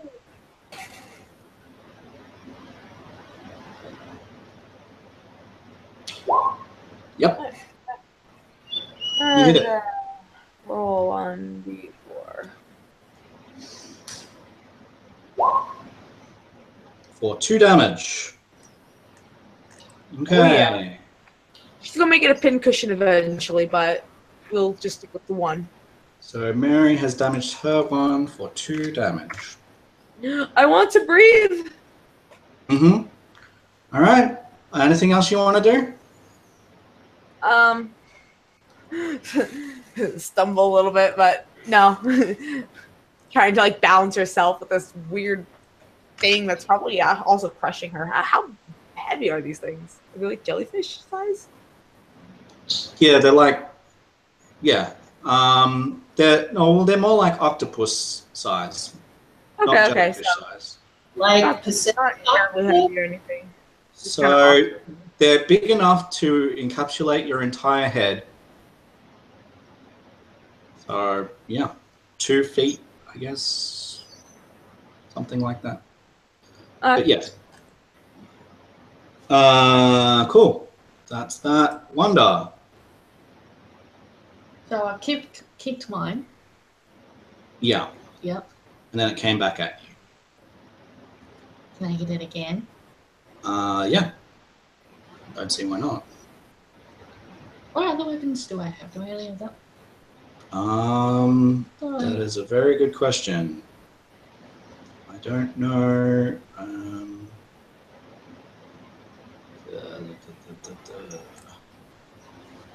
Got a bow. You'd have a dagger as well. Yeah. Not listed, but you would have one. Can I use the dagger? Yep. Oh. There we go.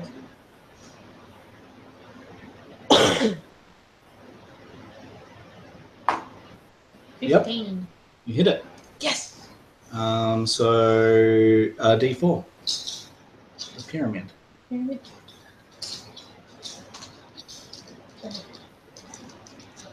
Do you add them all up? 2. 2. Alright. And you've got any strength bonus? You do. Hey. Okay, so you do 4 damage in total. Eat that. 17. Lots of pussy. Alright, so yes, you stab it. That's very good. Anything else you want to do? Wait till next time. Yep. Wait till next time. Ustas. Obviously, there's the one that you killed is dead. And the one that's near Wanda has just been hit with a dagger. What would you like to do? Hit it in the brain? If I only had a brain.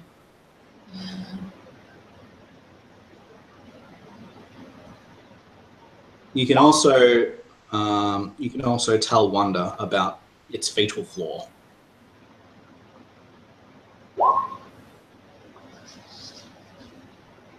And everyone else would hear that as well, because your hearing is not impaired.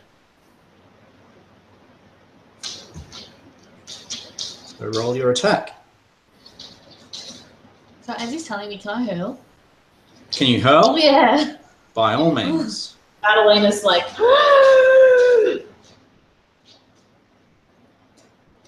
Yes, you hit it. It dies. Yes. Thank you. It does. Woohoo. Don't Pus die. spatters over everywhere, all over you. Yeah. Yum. I think it's tasty and pus. Exactly. Everyone else has heard that they have protruding brains. That'll make killing it faster. Just reach. There's the brain. I'm gonna stab it now. Madalena, you've heard this. What are you gonna do? she's going to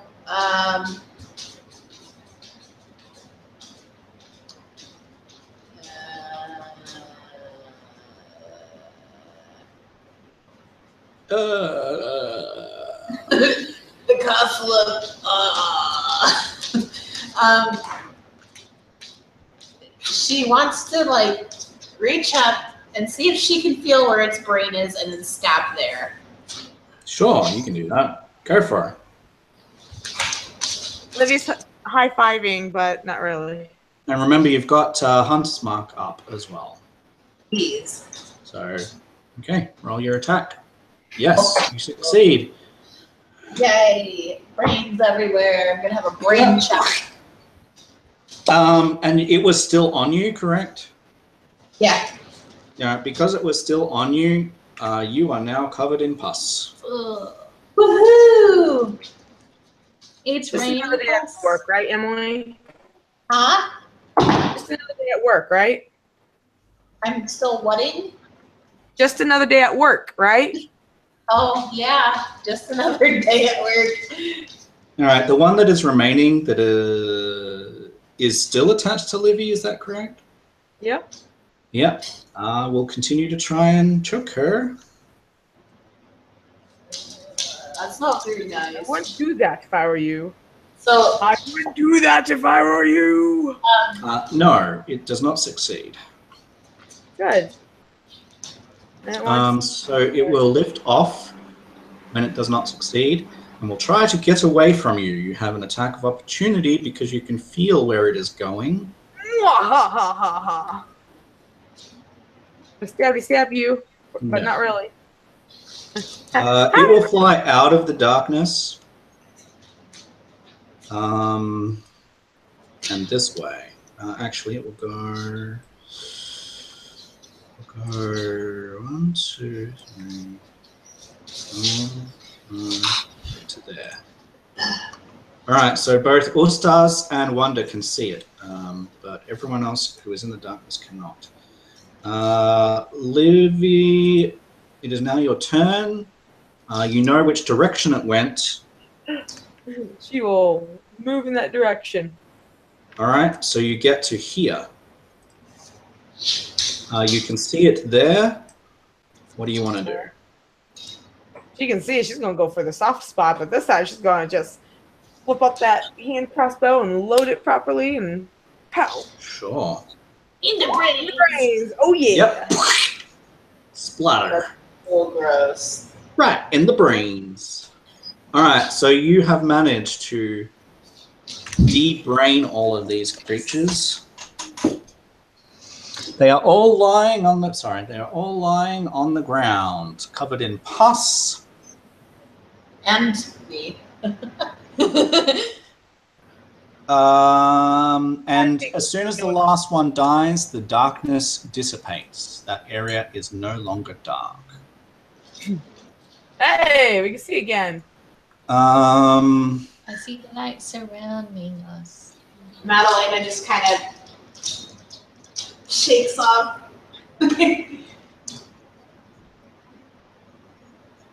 Cool. Sorry, I don't have a tissue on me, Mad. If you would like to throw up now. It's like, no, I can't. The good milk and cheese, no. All right, so All Stars is regaling us of how these or creatures like this were very frequent in where he comes from, but none of them had this brain-like stuff sewn onto them.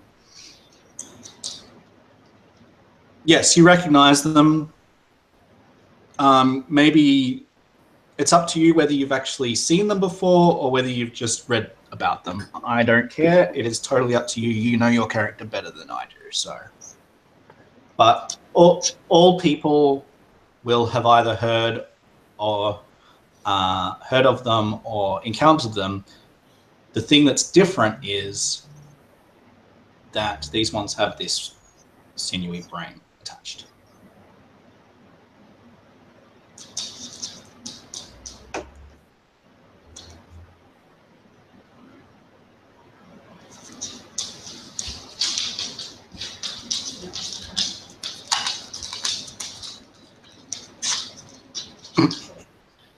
Ring a rosy, a pocket full of posy. Your dogs are playing ring a rosy with you. Intelligence. What's the intelligence save for? What were they called again? Dark mantles. Dark mantles. Ah, yes, I should have known. As soon as the lights went out.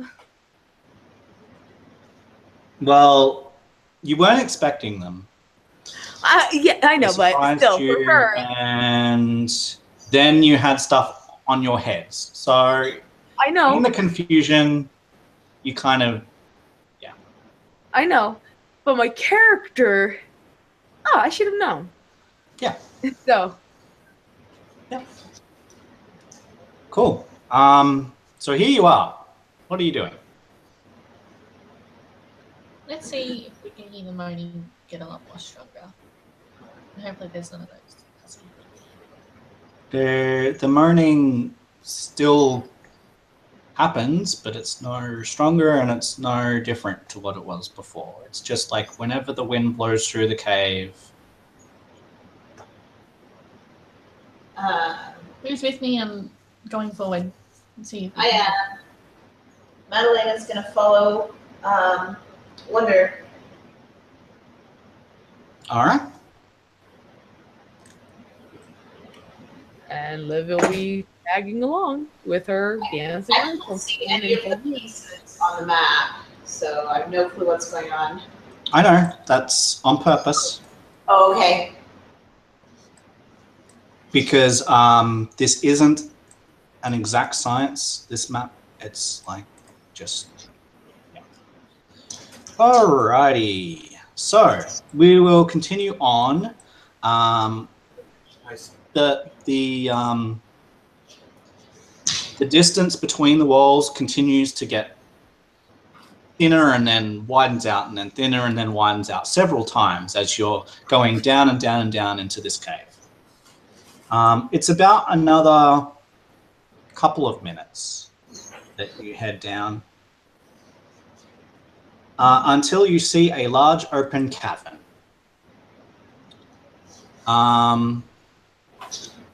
You can tell immediately that you've picked up several eyeballs.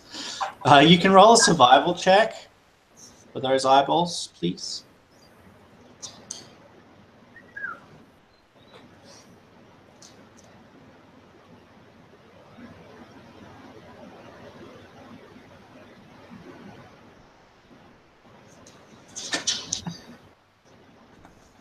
Okay. Yes, you managed to get them. They're intact, barely. And let me see here. 1 second.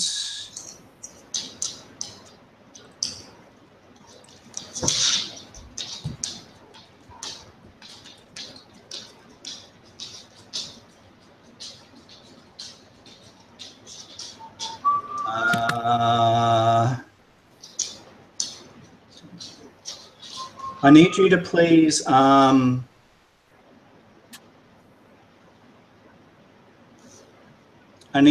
make me a Constitution saving throw.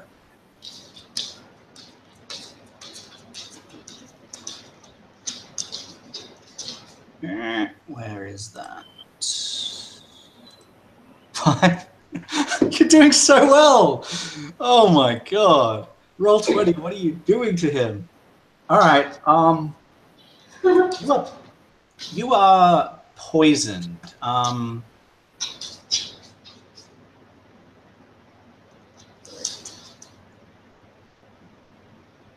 So you take.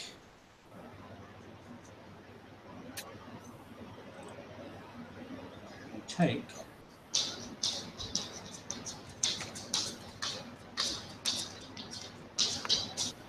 take 1 point of poison damage and you are poisoned, which means that you have disadvantage on your attacks. You're feeling gross. But you've got barely intact eyeballs. Congratulations. As many as you want. There probably is about 5 eyeballs on each of these creatures, and there was 4 creatures, so you can have up to 20. Was any? Oh my goodness. Who wants to play random? Pick up 12. All right, you've got 12 barely intact eyeballs. It might be worth something. Maybe delicious. Yes. All right. So let me describe what's going on. Eyeball stew. So we've come up to this this open cavern. It's the bottom of the cave. Towards the back of the cave is a cavern, is a raised plateau.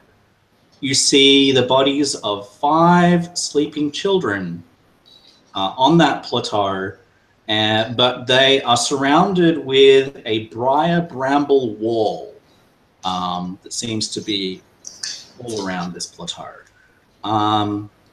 It's approximately 10-15 feet all the way around this thing. And the briar brambles are keeping them enclosed with these needly spikes. In front of the raised plateau and closer to you, you see a creature. So let me show you what we've got. I'm going to reveal the area to you. first.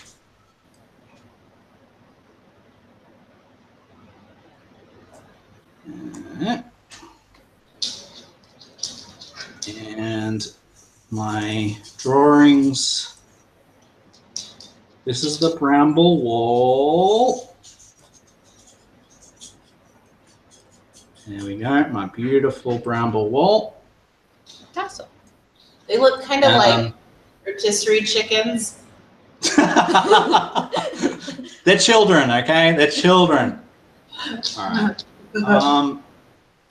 Let me just go to this layer. All right, and I'm going to show you this. Here we go. Oops. There we go. Yum. Whoa. Okay. Jabba the Hutt. So, you see a horrific creature that is curled up like a snake and is about twice as tall as any of you and 4 times as long. On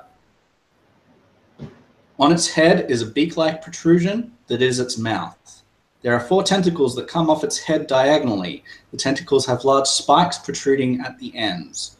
On its head behind these tentacles, you see a big protruding brain. As the creature raises up and yawns, the brain wobbles on the creature's head. And that, if I have ever heard of one, is an initiative roll.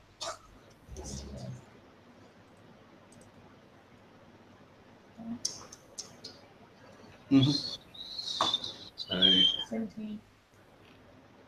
let me just get rid of these again. Woohoo! Yay!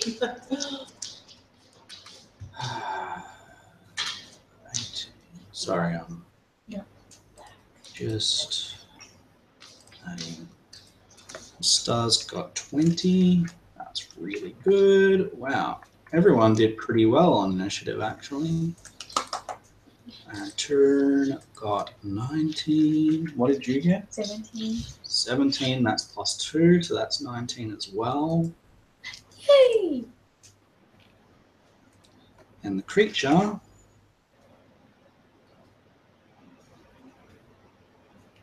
got 11 plus whatever is the plus. Oops, sorry. 2. So 13.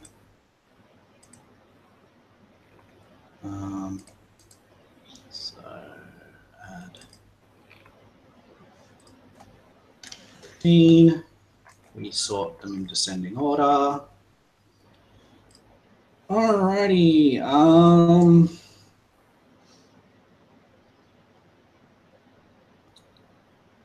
So, Ustaz, you see this thing.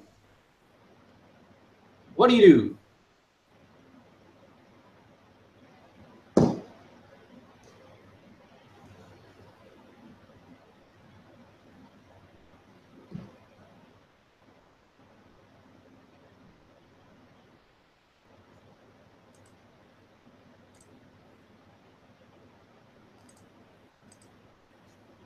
Want to throw an eyeball into its mouth as a monk weapon. Yes, you may do that.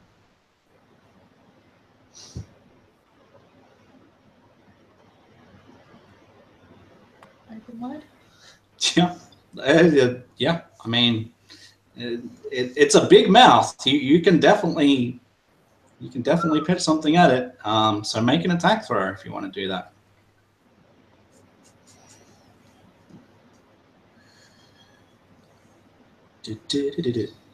Ooh. But you get a bonus to that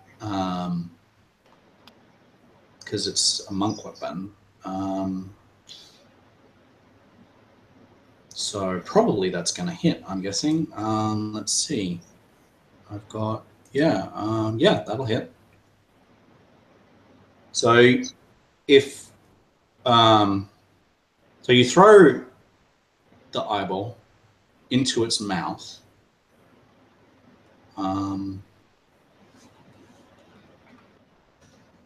what's going to happen is that the eyeball will move through the air as quickly as you threw it, which is with quite some force.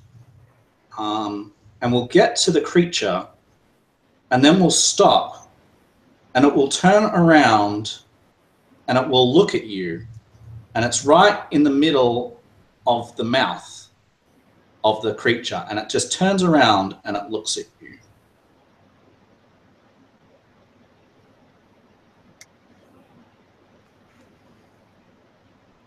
And then it blinks.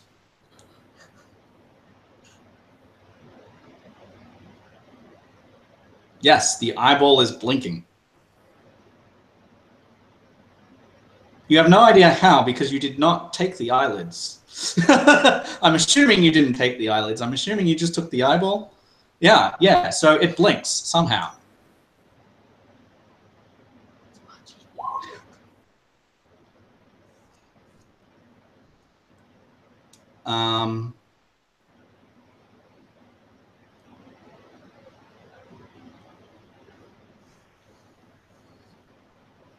You guess you'll dodge. Yeah, you can dodge. All right, so Wanda, your friend Ustaz grabbed out one of these pussy eyeballs and threw it at the creature, and then the eyeball gets to the creature and turns around and looks at him and blinks. What are you going to do? I'll use my bow and arrow to see if I can shoot it. Nope. All right, shoot the creature itself. Yep. All right. Can I aim where? Well, you tell me what you want to do. You want to try and shoot it in the brain? In the exposed brain. All right. It's going to be a bit harder to shoot it there because it's a smaller target. But yes, you can try. So it has cover. Mm-hmm. Oh. No. No, that didn't work at all. 3. So you shoot, and your arrow gets stuck inside of the brambles beyond the creature. Anything else you wish to do? Don't want to go really close to it in case it might flip out at me. Well, it's rather large, and you think those tentacles have a bit of a reach on them, but Yeah. you haven't seen it attack yet, so you don't know exactly how far. Yeah, how far they can reach. This might sound really ridiculous, but could I try and throw my dagger eyeball? Not in this turn, because you already used your But the next bow one, and arrow. will it? But yeah. Oh. Yeah, sure. Oh. Do you just want to stay there? This is where you are. I think go to the right. Oh, maybe. The right, over here. Yeah. Okay. Just there? Yes, please. Okay. You move over to there. Mm-hmm. Madalena. Madalena's gonna pull out her bow and shout, "Aim for the brain!" And she'd like to cast Hunter's Mark. You don't need a Constitution saving throw for this one because you don't have a thing on you. Sorry, how about concentrate? No, you don't need that. I believe Hunter's Mark just casts. I don't think that it can do anything. So, yes. So you're casting Hunter's Mark. And then I'd like to shoot at it. All right. As you do that, I would like you please to make me a nature check or a survival check, whichever is better for you.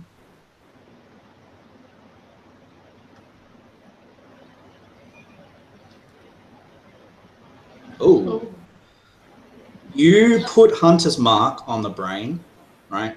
And what you know and what no one else knows right now is that the brain actually counts as a separate creature to the worm. Oh no! Okay. You can communicate this. Huh. She'll tell the others. Guys, the brain is not the worm. Okay, so you say the brain is not the worm, and then it's Livy's turn.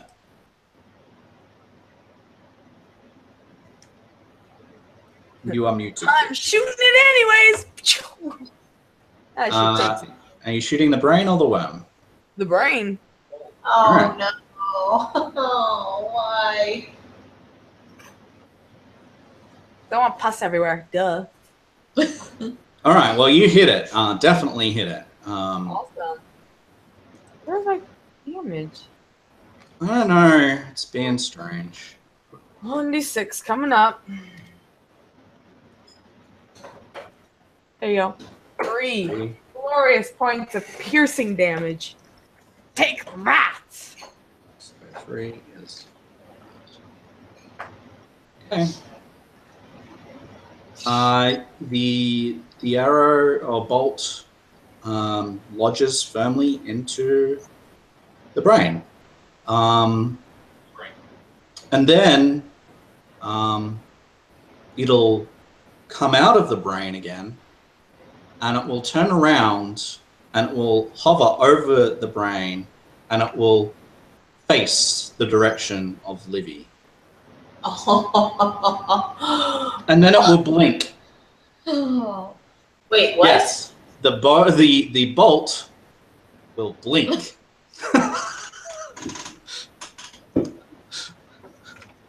What?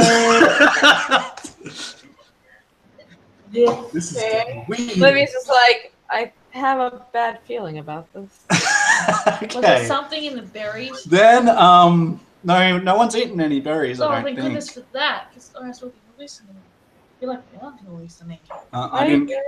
If anyone ate any berries, I didn't catch it. No. I know someone got some cheese. What if he was the one who was wanting berries?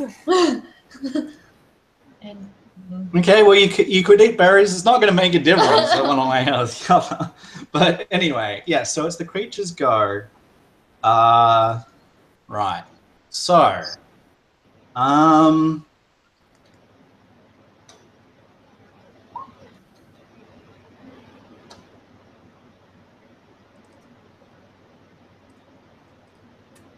I would like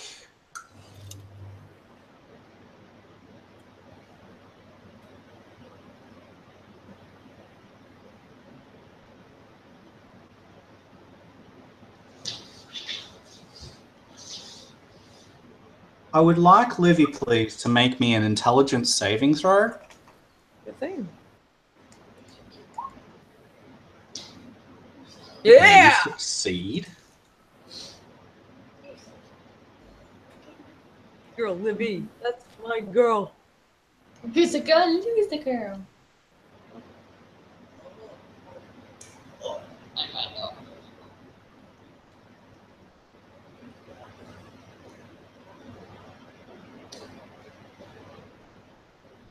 All right.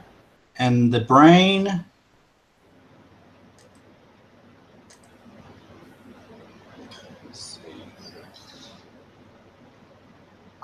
to represent this, I'm just going to pull this out.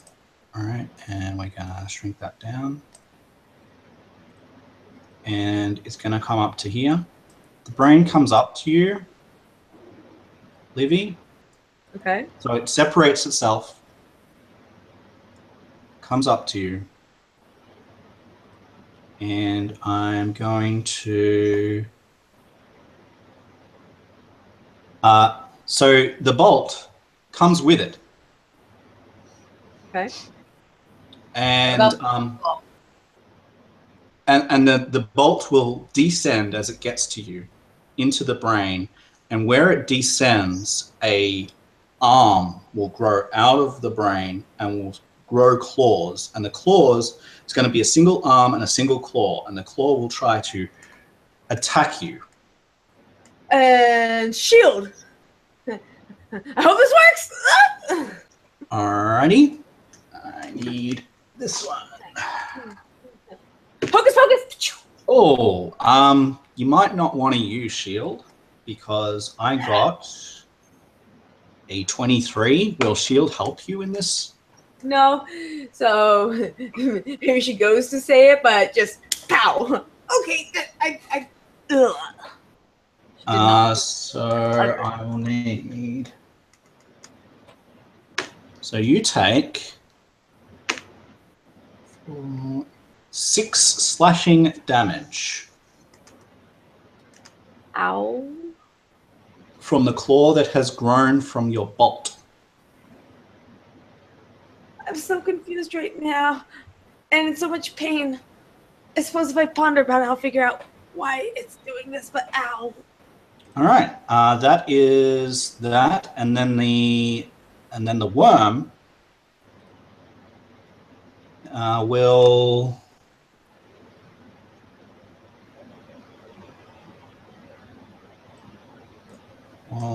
go to here and will strike out at Ustas.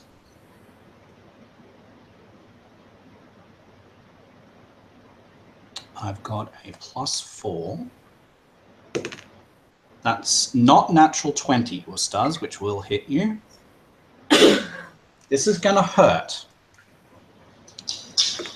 So you take 12 points of slashing damage, and it pulls you towards it and tries to bite you. Which will also hit. Of course it does. For 4 points of piercing damage. Sorry about that. That's 16 points of damage on one turn. You now all know that it has 10-foot reach with its tentacles, and if it hits with its tentacles, it can pull the victim towards it and attempt to bite. Because you've just seen that happen. Ustas, it is your turn. You are not feeling particularly healthy right now by the looks of that.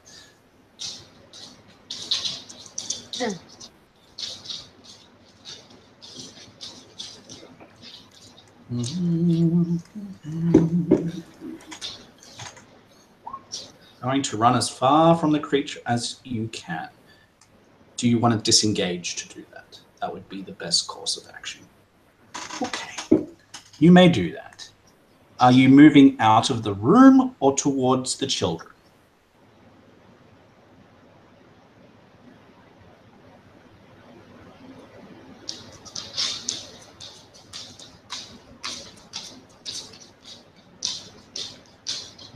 Going to run as far from the creature as so it's still the same. So it's still.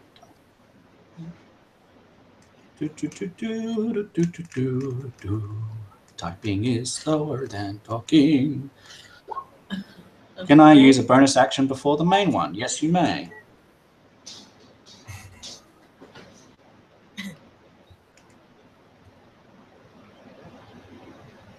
The only time when you cannot do so is if it's a bonus action from the attack action. So when you're dual wielding, for example, you have to attack as an attack action before you can use a bonus action to attack with the offhand weapon. So that's the only time when you can't do that. Can you go back on the running? Yes, you may.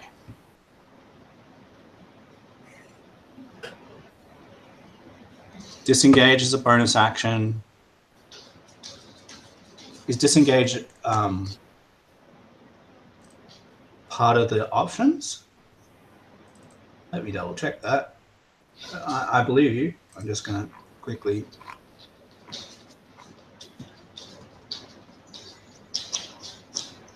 Disengage? Yes, step of the wind. Okay, cool.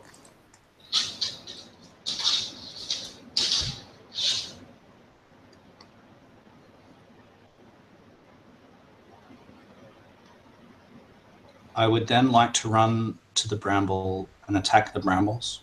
Sure. 1, 2, 3, 4, 5, 6. That's as far as from the creature as I can take you. So. Oh, yes, you do. You can go all the way over here if you want. Or you can be here or here. I don't mind which. Top. Top. All Alrighty. Cool, cool. You attack the brambles. Doing so. That's okay. Yeah. Sure. You can make some progress on those. You think it's going to take 2 hits.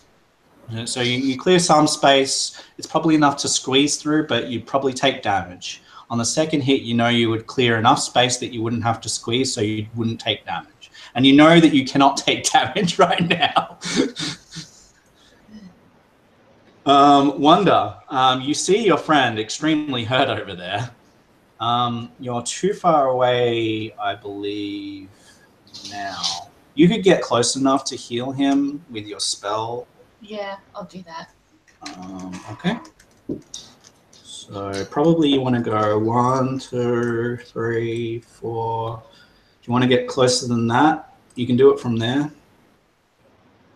It's up to you. Remember that the creature does have some reach. It has 5 foot, so it can get out to. Well, technically, it can get out to here. No, I think I'll leave where I am. Okay. Yeah, I don't want to be in harm's way. All right. So you'll cast heal on him. Yes. All right.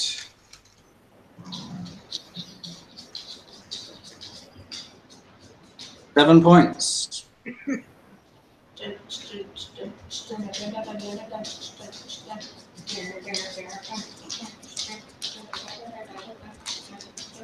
It's also a very valued member of the party, so I like you. Yeah. You feel this resurgence of. Does it look like anything? Or feel like anything?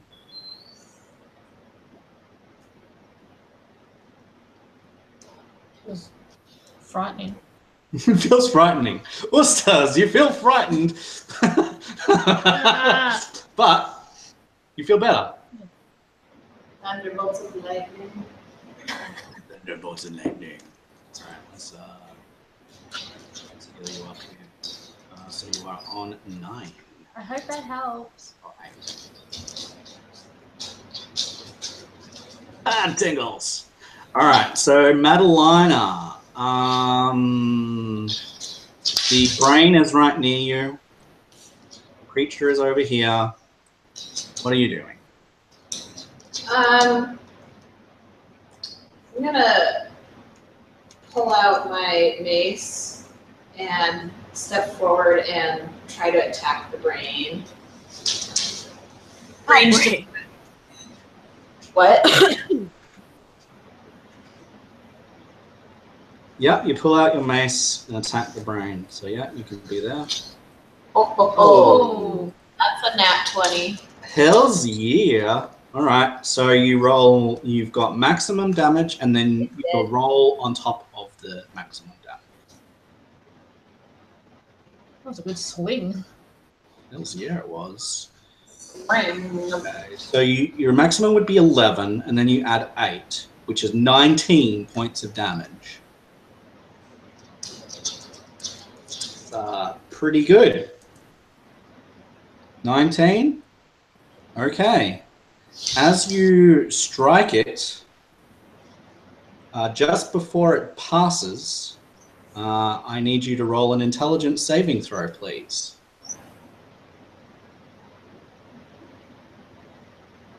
Can I do the same thing, a d20 plus my modifier, or what? Because Yep.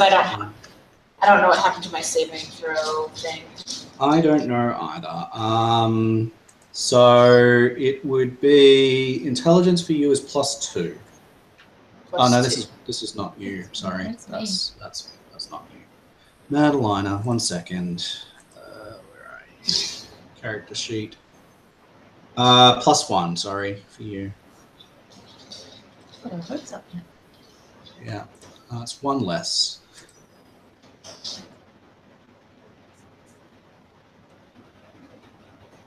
Oh, you got it anyway. That's fine. All right, so you don't succeed. So what happens to you? I'm gonna take.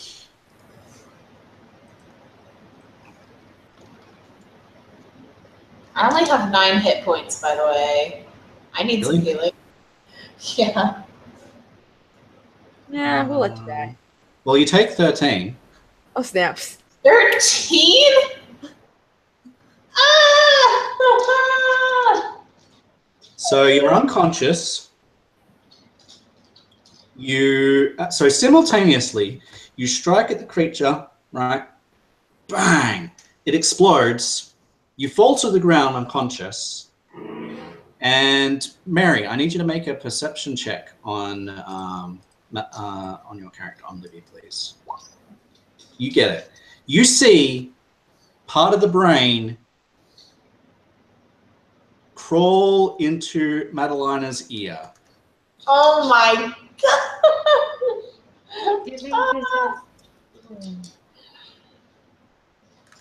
And 1 second. Oh my goodness. Oh my goodness. And then she stands up. Oh no, I was like, I totally know exactly what my character's gonna do to her. No, don't let her stand up. My character's gonna be all over her ear, be like, like mouth to ear to try to suck it out and then spit it out. You can still do that. Like, she's just standing up. That's all. And when she stands up, all of the children stand up as well. Am I like myself or? No, you're not. Okay. So you and all of the children simultaneously stand up. They all have it. And She's like getting ready to like grab Catalina's like, oh, this is not just well to kill the main thing, and she is now crossbow to the side, rapier out, and just had to charge in. Drastic measures, call for drastic action. She's just going to hopefully be epic. So let's see if she even hits. Let's see here. So stupid Livy. It's okay. She like pulls out her rapier and goes to take a step and like feels her foot that she's about to lift up just held down, and she'll kind of like trip forward a little bit, catch herself, and realize her shoe's untied. So she's quickly tying that up as she she totally misses her attack. Okay. Oh, look, my shoelace is undone. All right. Yep. Like ah. By the way, no one's damaged the worm yet. And it's the worm's turn. Worm's turn. All right. Well, guess who's the closest to the children? Who will go here? It will try and lash out at you with its tentacle. Ah! Yeah. Tentacle. Ah! Yes. No. Zup. And because that's that, you're unconscious. Oh no, that's not nice. It's really not nice, no. TPK. TPK! I'm gonna kill Oh, you. it's Livy here. Come on. She just had an untied shoelace. We got this. All right, I Ustas. wish my shoelace was undone. You see the person that just healed you get pulled into that creature and immediately fall down to the ground. Also, Madalina has fallen down to the ground and then stood up. But Wanda is not standing up. She's on the ground. And the children are standing up. The children are standing up. What are the children doing? Nothing. They are standing up. It looks like they are still asleep, in fact. As she's tying her shoes, Status, go for the brain. It It's looks the like they're still powerhouse. sleeping. They're slumped, as if their heads are kind of to the side. Is it like this? Their eyes are still closed, but they are standing. Do the children have exposed brains? No, they do not. In fact, there is no sign of harm on any of the children whatsoever.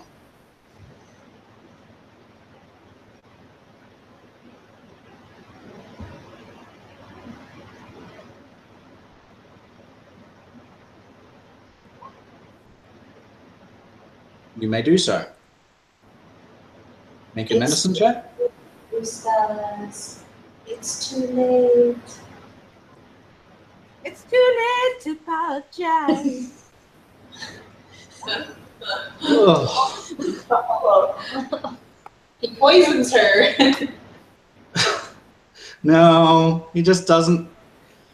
He gets out his bandages and he's like trying to wrap her up. But he has no idea how to use them. I guess. It's just like, fine. So, Wonder, I need you to make a death save, please. 10.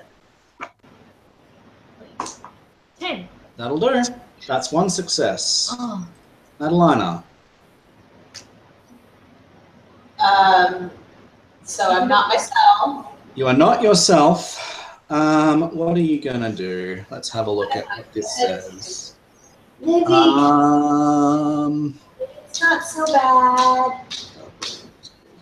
Okay, you're going to speak. Right? You're gonna say, we can, you say,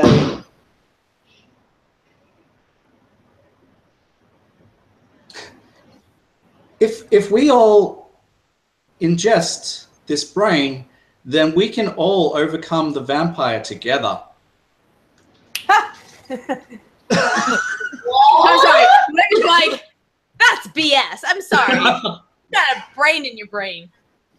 That's what she says as she turns to you, and she holds out her hands, and she has brains in her hands. She says, come on, let's all feast and destroy the vampire together. How do you like your brains? That's Madalina's turn. Livy, what are you doing? Hey, she's gonna as a bonus action just smack her hand to like have the brains like fall or something. I don't know. And she's going like as she stands up, shoe tied, get that out of my face, and she's gonna go back over to charge this brain, hopefully a whole lot more successfully. I like this. Do I have any? I don't have any noted inspiration. Boo. You're attacking the worm?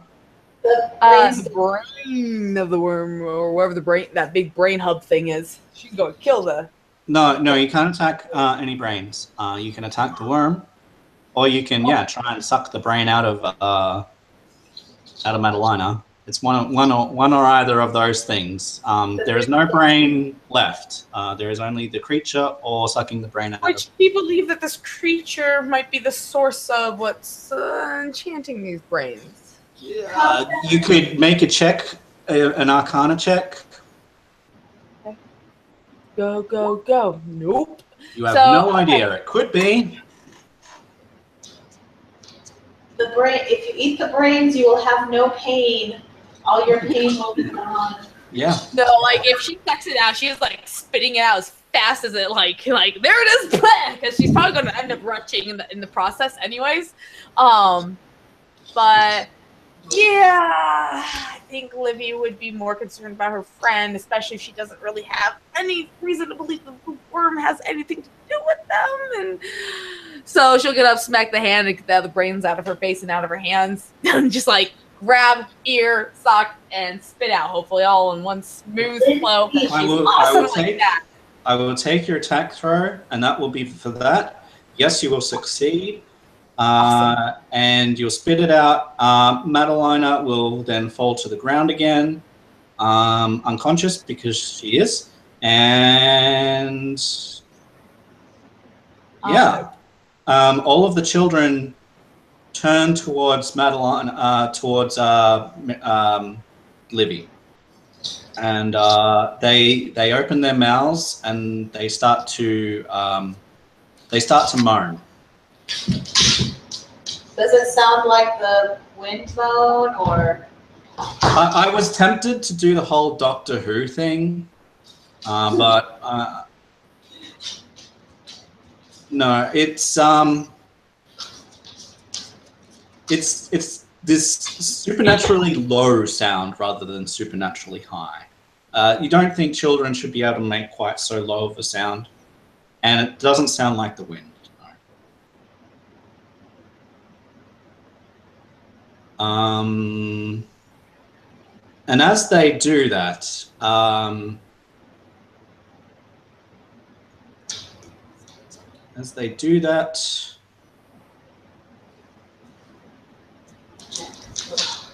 it is the creature's turn. Does he have to have a turn? And what the creature will do... I'm dying.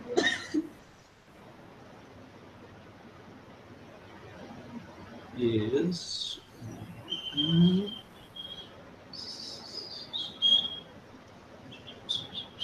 you will see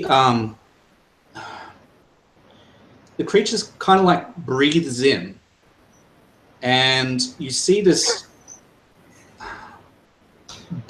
bulb in its body, like as if the air has taken a spherical shape, and it will move through the creature's body to the back of the creature, like that, up and down, and it will get to the very tail of the creature. So its tail is now really large, where it wasn't a second ago. And then it will move, which means that Ustaz could make an attack of opportunity. And where it's going to move, I will draw freehand. So it's going to do this. It's going to go...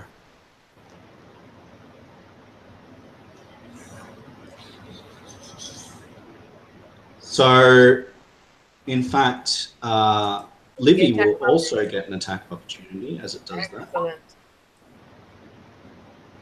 14 hit? Yes, a 14 will hit.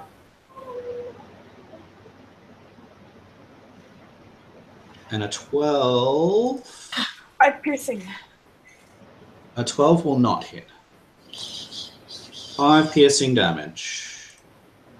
Okay. All right. It does that, and as it moves, this bulb that's in its body starts to leak out of its behind, and it leaves behind a trail of green slime. And it gets to the brambles, and the brambles supernaturally part for it. And it opens its mouth, and all of the children line up. No! And its mouth goes all the way to the ground. And you can see that all of the children are lining up and are just about ready to start to march their way into the creature's mouth. It is Ustas's turn. We have that much.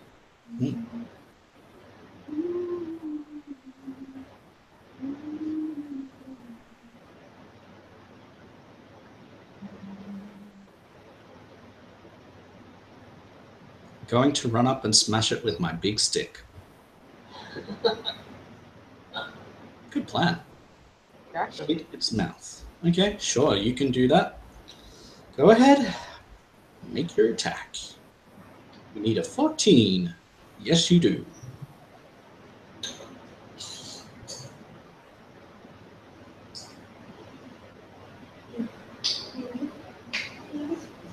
I think you'll just have to roll the damage, I'm afraid. I don't know. I hate these character sheets. They're bad. I wanted to use them because I didn't know how they were going to go, but yeah, not as good as the other ones. So a mace, I believe, is a D8. So if you could roll a D8 and add your strength modifier.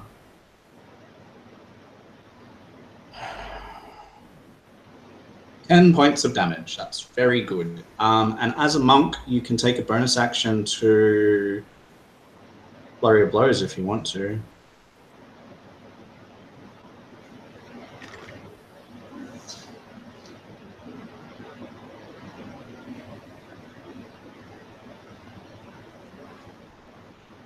Awesome. So you can now make 2 unarmed attacks, if I'm not mistaken. If you spend a key. I think it's 1 if you don't spend a key, and 2 if you do spend a key.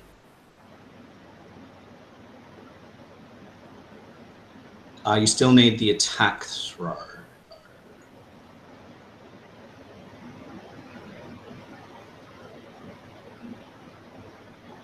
Cool, you got it. So it'll be 5 because you get your strength bonus on top. So 5 points. And do you want to spend that key? I think you've still got one, right? Use 2.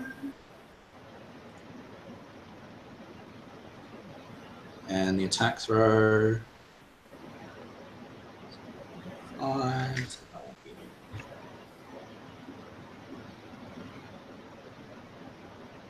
I just need 1 last attack throw.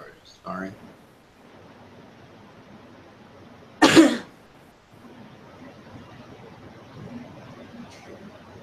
Oh, so you got maximum, and yeah, so you kill it. Yes! Woohoo! Woo, woo, woo. Because you crit on that last flurry of blows attack.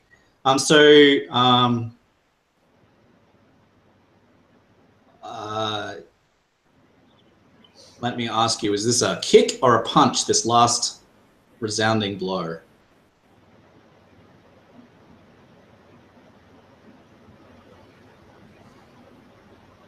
Or whatever you want, you can even headbutt it if you want. It's an unarmed attack.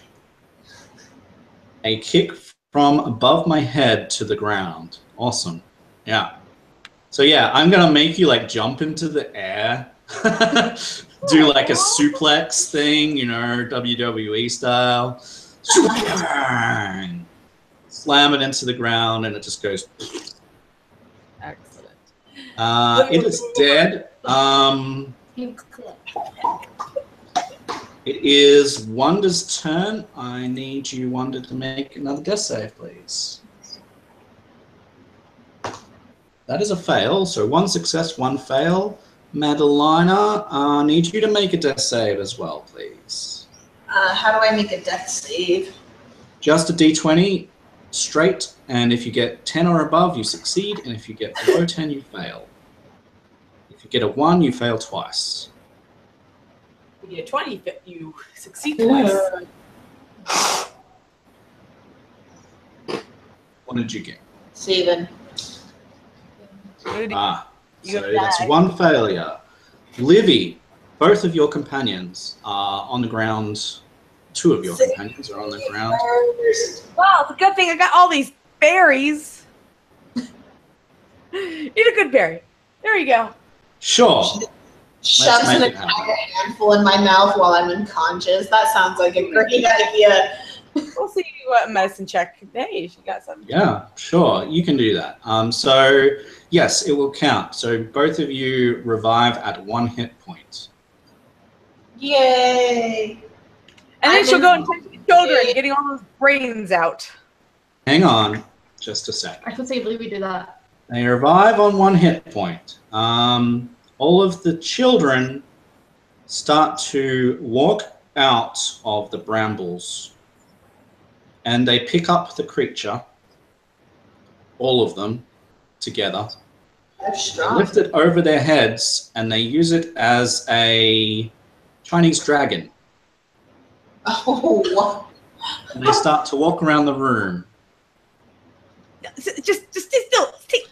And you can hear drums and cymbals, just like a Chinese dragon festival. And all of that is reverberating through the cave. This is really weird. What's Are Chinese dragon? the children acting like normal children, or are they still asleep? They are still asleep.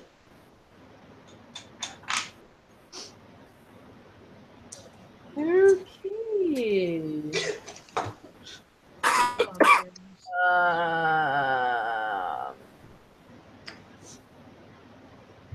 Livy's just Madalena's gonna try to interact with them and see what happens. Like she'll grab one of their shoulders and roughly shake them and, hey, wake up.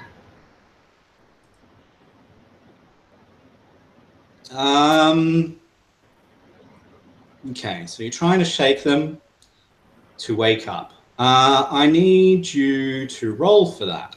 You can decide what you want to roll, something that makes sense to you.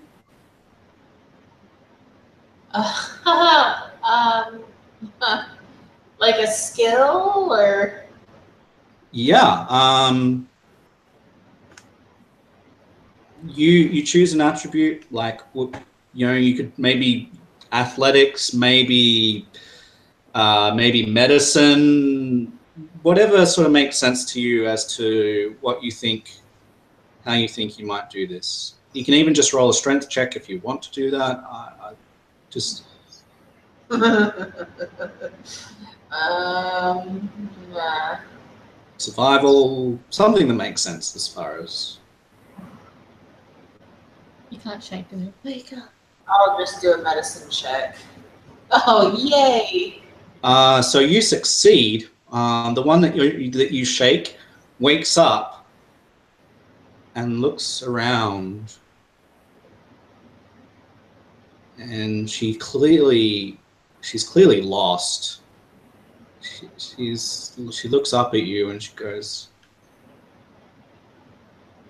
"Who are you?" Hi, sweetie. It's okay. My name is Madalena. My friends and I have come to rescue you. That giant worm thing that your friends are parading around with, it kidnapped you, and your parents, they're extremely worried about you. We're here to take you back to your village. She looks at over to her friends, and she's like, "Stop! Stop! That's disgusting! What are they doing? What are they? Stop them! Stop them!" We're working on it. Madeline goes to the next one. Right. So between all of you, I'm guessing that you will all try to wake these kids up. Yeah, one by one, you manage to wake them up, and obviously they put the disgusting corpse of this worm down, and eventually all come to. They're all completely lost. They have no idea where they are, what day it is, or anything. They don't know who you are. But you are telling them that you're here to save them. There's green slime all over the ground.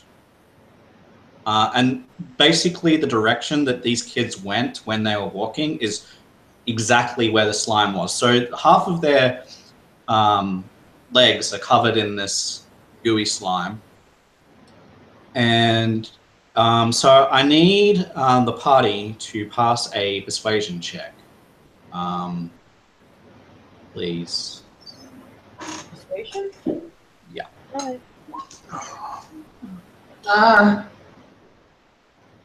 Cool. Yeah, sure. That's enough. So you guys Story.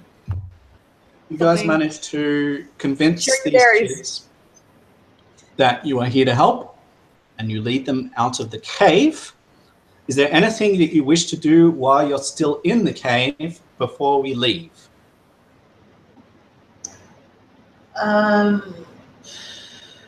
Wanda just wants to get out. Take some time. So I wonder if these kids were under the same thing that the town is under. I don't know. You could talk to them. I'll ask them if they notice anything kind of strange about their parents or the other people of the town. If they notice anything kind of odd or unusual, I guess. They say the last thing that we remember is playing outside. Timmy shoved Jack onto the ground. And then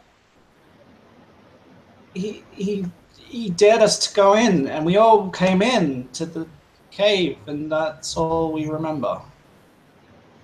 What about before that? Before, like, were your parents acting okay? Did they seem like, did anyone at the town direct? The kids, like, I don't know what you mean. How they were? They're our parents, and I don't know what you're asking. Livy's gonna try to intervene. He's like, don't worry. Okay, we're going. Let's start going back. Okay, here I got some berries to share with you. Let's get you home and whatnot. And Ooh, you know, berries. I'm really hungry.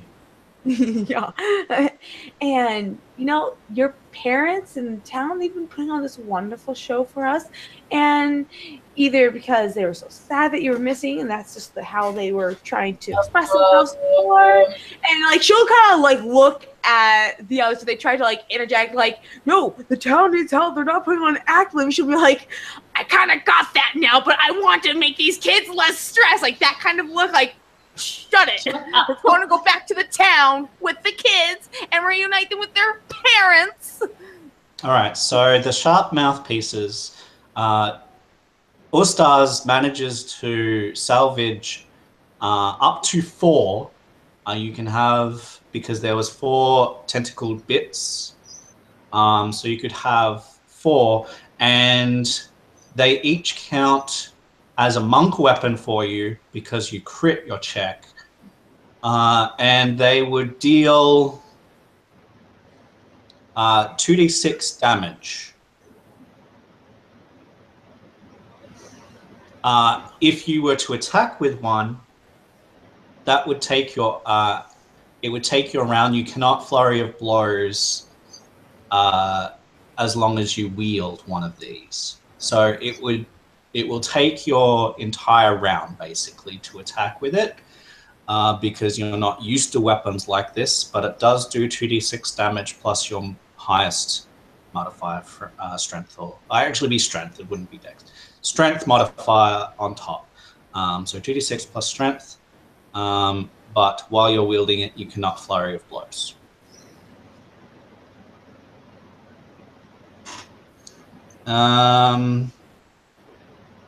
Cool. You make it out. I want to wrap up here. So as you come back to town, and the children are like calling out for their parents. The parents come out. Everyone's pretty happy. So what is the last scene? I'll give you each a chance to say what you're going to do as we close, and then we will take it to next time. So, let's go with Madalena. What are your actions / thoughts / emotions / whatever else you want to Has talk anything about as we changed close? with the villagers, or are they still acting the same way? As far as you can tell, everything is as you left it. Oh my gosh.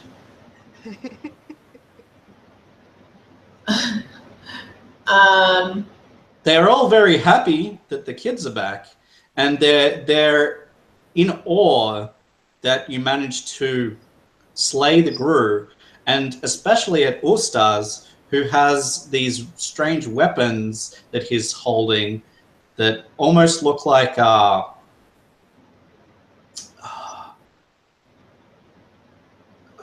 there's a hook horror's claws. You know, those, like, yeah, they almost look like that. And they're like, how did you do this? Like, you guys are amazing. But they do it in this very overzealous way that you've come to expect from these people. I guess she would suggest to the party that we should probably stop by the mirrors and just let them know that we've taken care of the Grue. Children have been returned to their families, and that they're not expecting anything in return for it. Okay. What? Well, you can communicate that, and anyone else can communicate whatever the hell they want. So cool. You can do that. Ustaz, I'll let him finish typing. So we'll go to Livy. What is Livy doing? She would totally be in agreement with now I know her. She's like, we need to go see the mayor and let him know about it. It's like, yeah, we gotta find out what our prize is. No, we don't need a prize. What are you talking about? We won the dinner party, okay? We found the kids. I want to see what the prize is because there's like this has to be a big game kind of thing, like a very scary, risky kind of game. But yeah, you get something in a second. Yep, you see what the prize is. A giant pastry. Please be a box of it. Oh, We get a giant pastry to share. You want to buy a pastry, or A giant pastry. I've asked for one. You ask for one. What else are you gonna do? Is there anything else you want to do before we close? Also with that, and say that there's not going to be on further reoccurrence of this happening. We'll make sure. Okay, sure. You reassure the villagers, and Ustaz is feeling homesick, having spent so much time inside and around children, and it stings that there's no home left. But he is happy to be with friends and feels the redemption for not being there when his home was destroyed. And he'd like to train with the weapons in the off time. That's fine. Libby will be able to help with that. You guys can do whatever. You've got a little bit of time the rest of this day to rest up and stuff in this town. In addition to giving you whatever pastries you guys wish for, the families put together a bit of a bounty. It's a fairly poor community, but they managed to scrape together 5 gold per person. You can add 5 gold to your character sheets. And in addition, they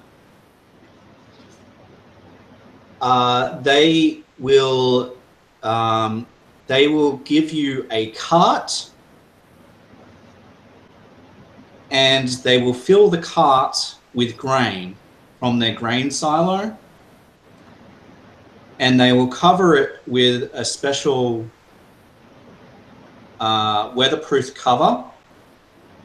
And so you have 1 cart of grain, which is a trades good that you can trade at the city, at the harbour city, when you get there, for however much they will pay for a full cart of grain. And that's pretty much all they can afford. this is wonderful. Yes, and they immediately start to write a bard song about this group of adventurers who slew the Grue. And yeah, and they rhyme it just like that. And that is where we will leave off for today. So thank you everyone for playing. Chloe, for coming down, and to Jordan and Emily and Mary. Thank you all for playing. We are hoping to continue on with this down the track. We don't know exactly when our next thing will be, but we will try and not make it too long, and continue on the story and see, hopefully eventually, what this inheritance is, and maybe some of these other mysteries too. Who knows? So until next time, everyone, thank you again, and close out the official video, and I'll chat with the rest of you at the end.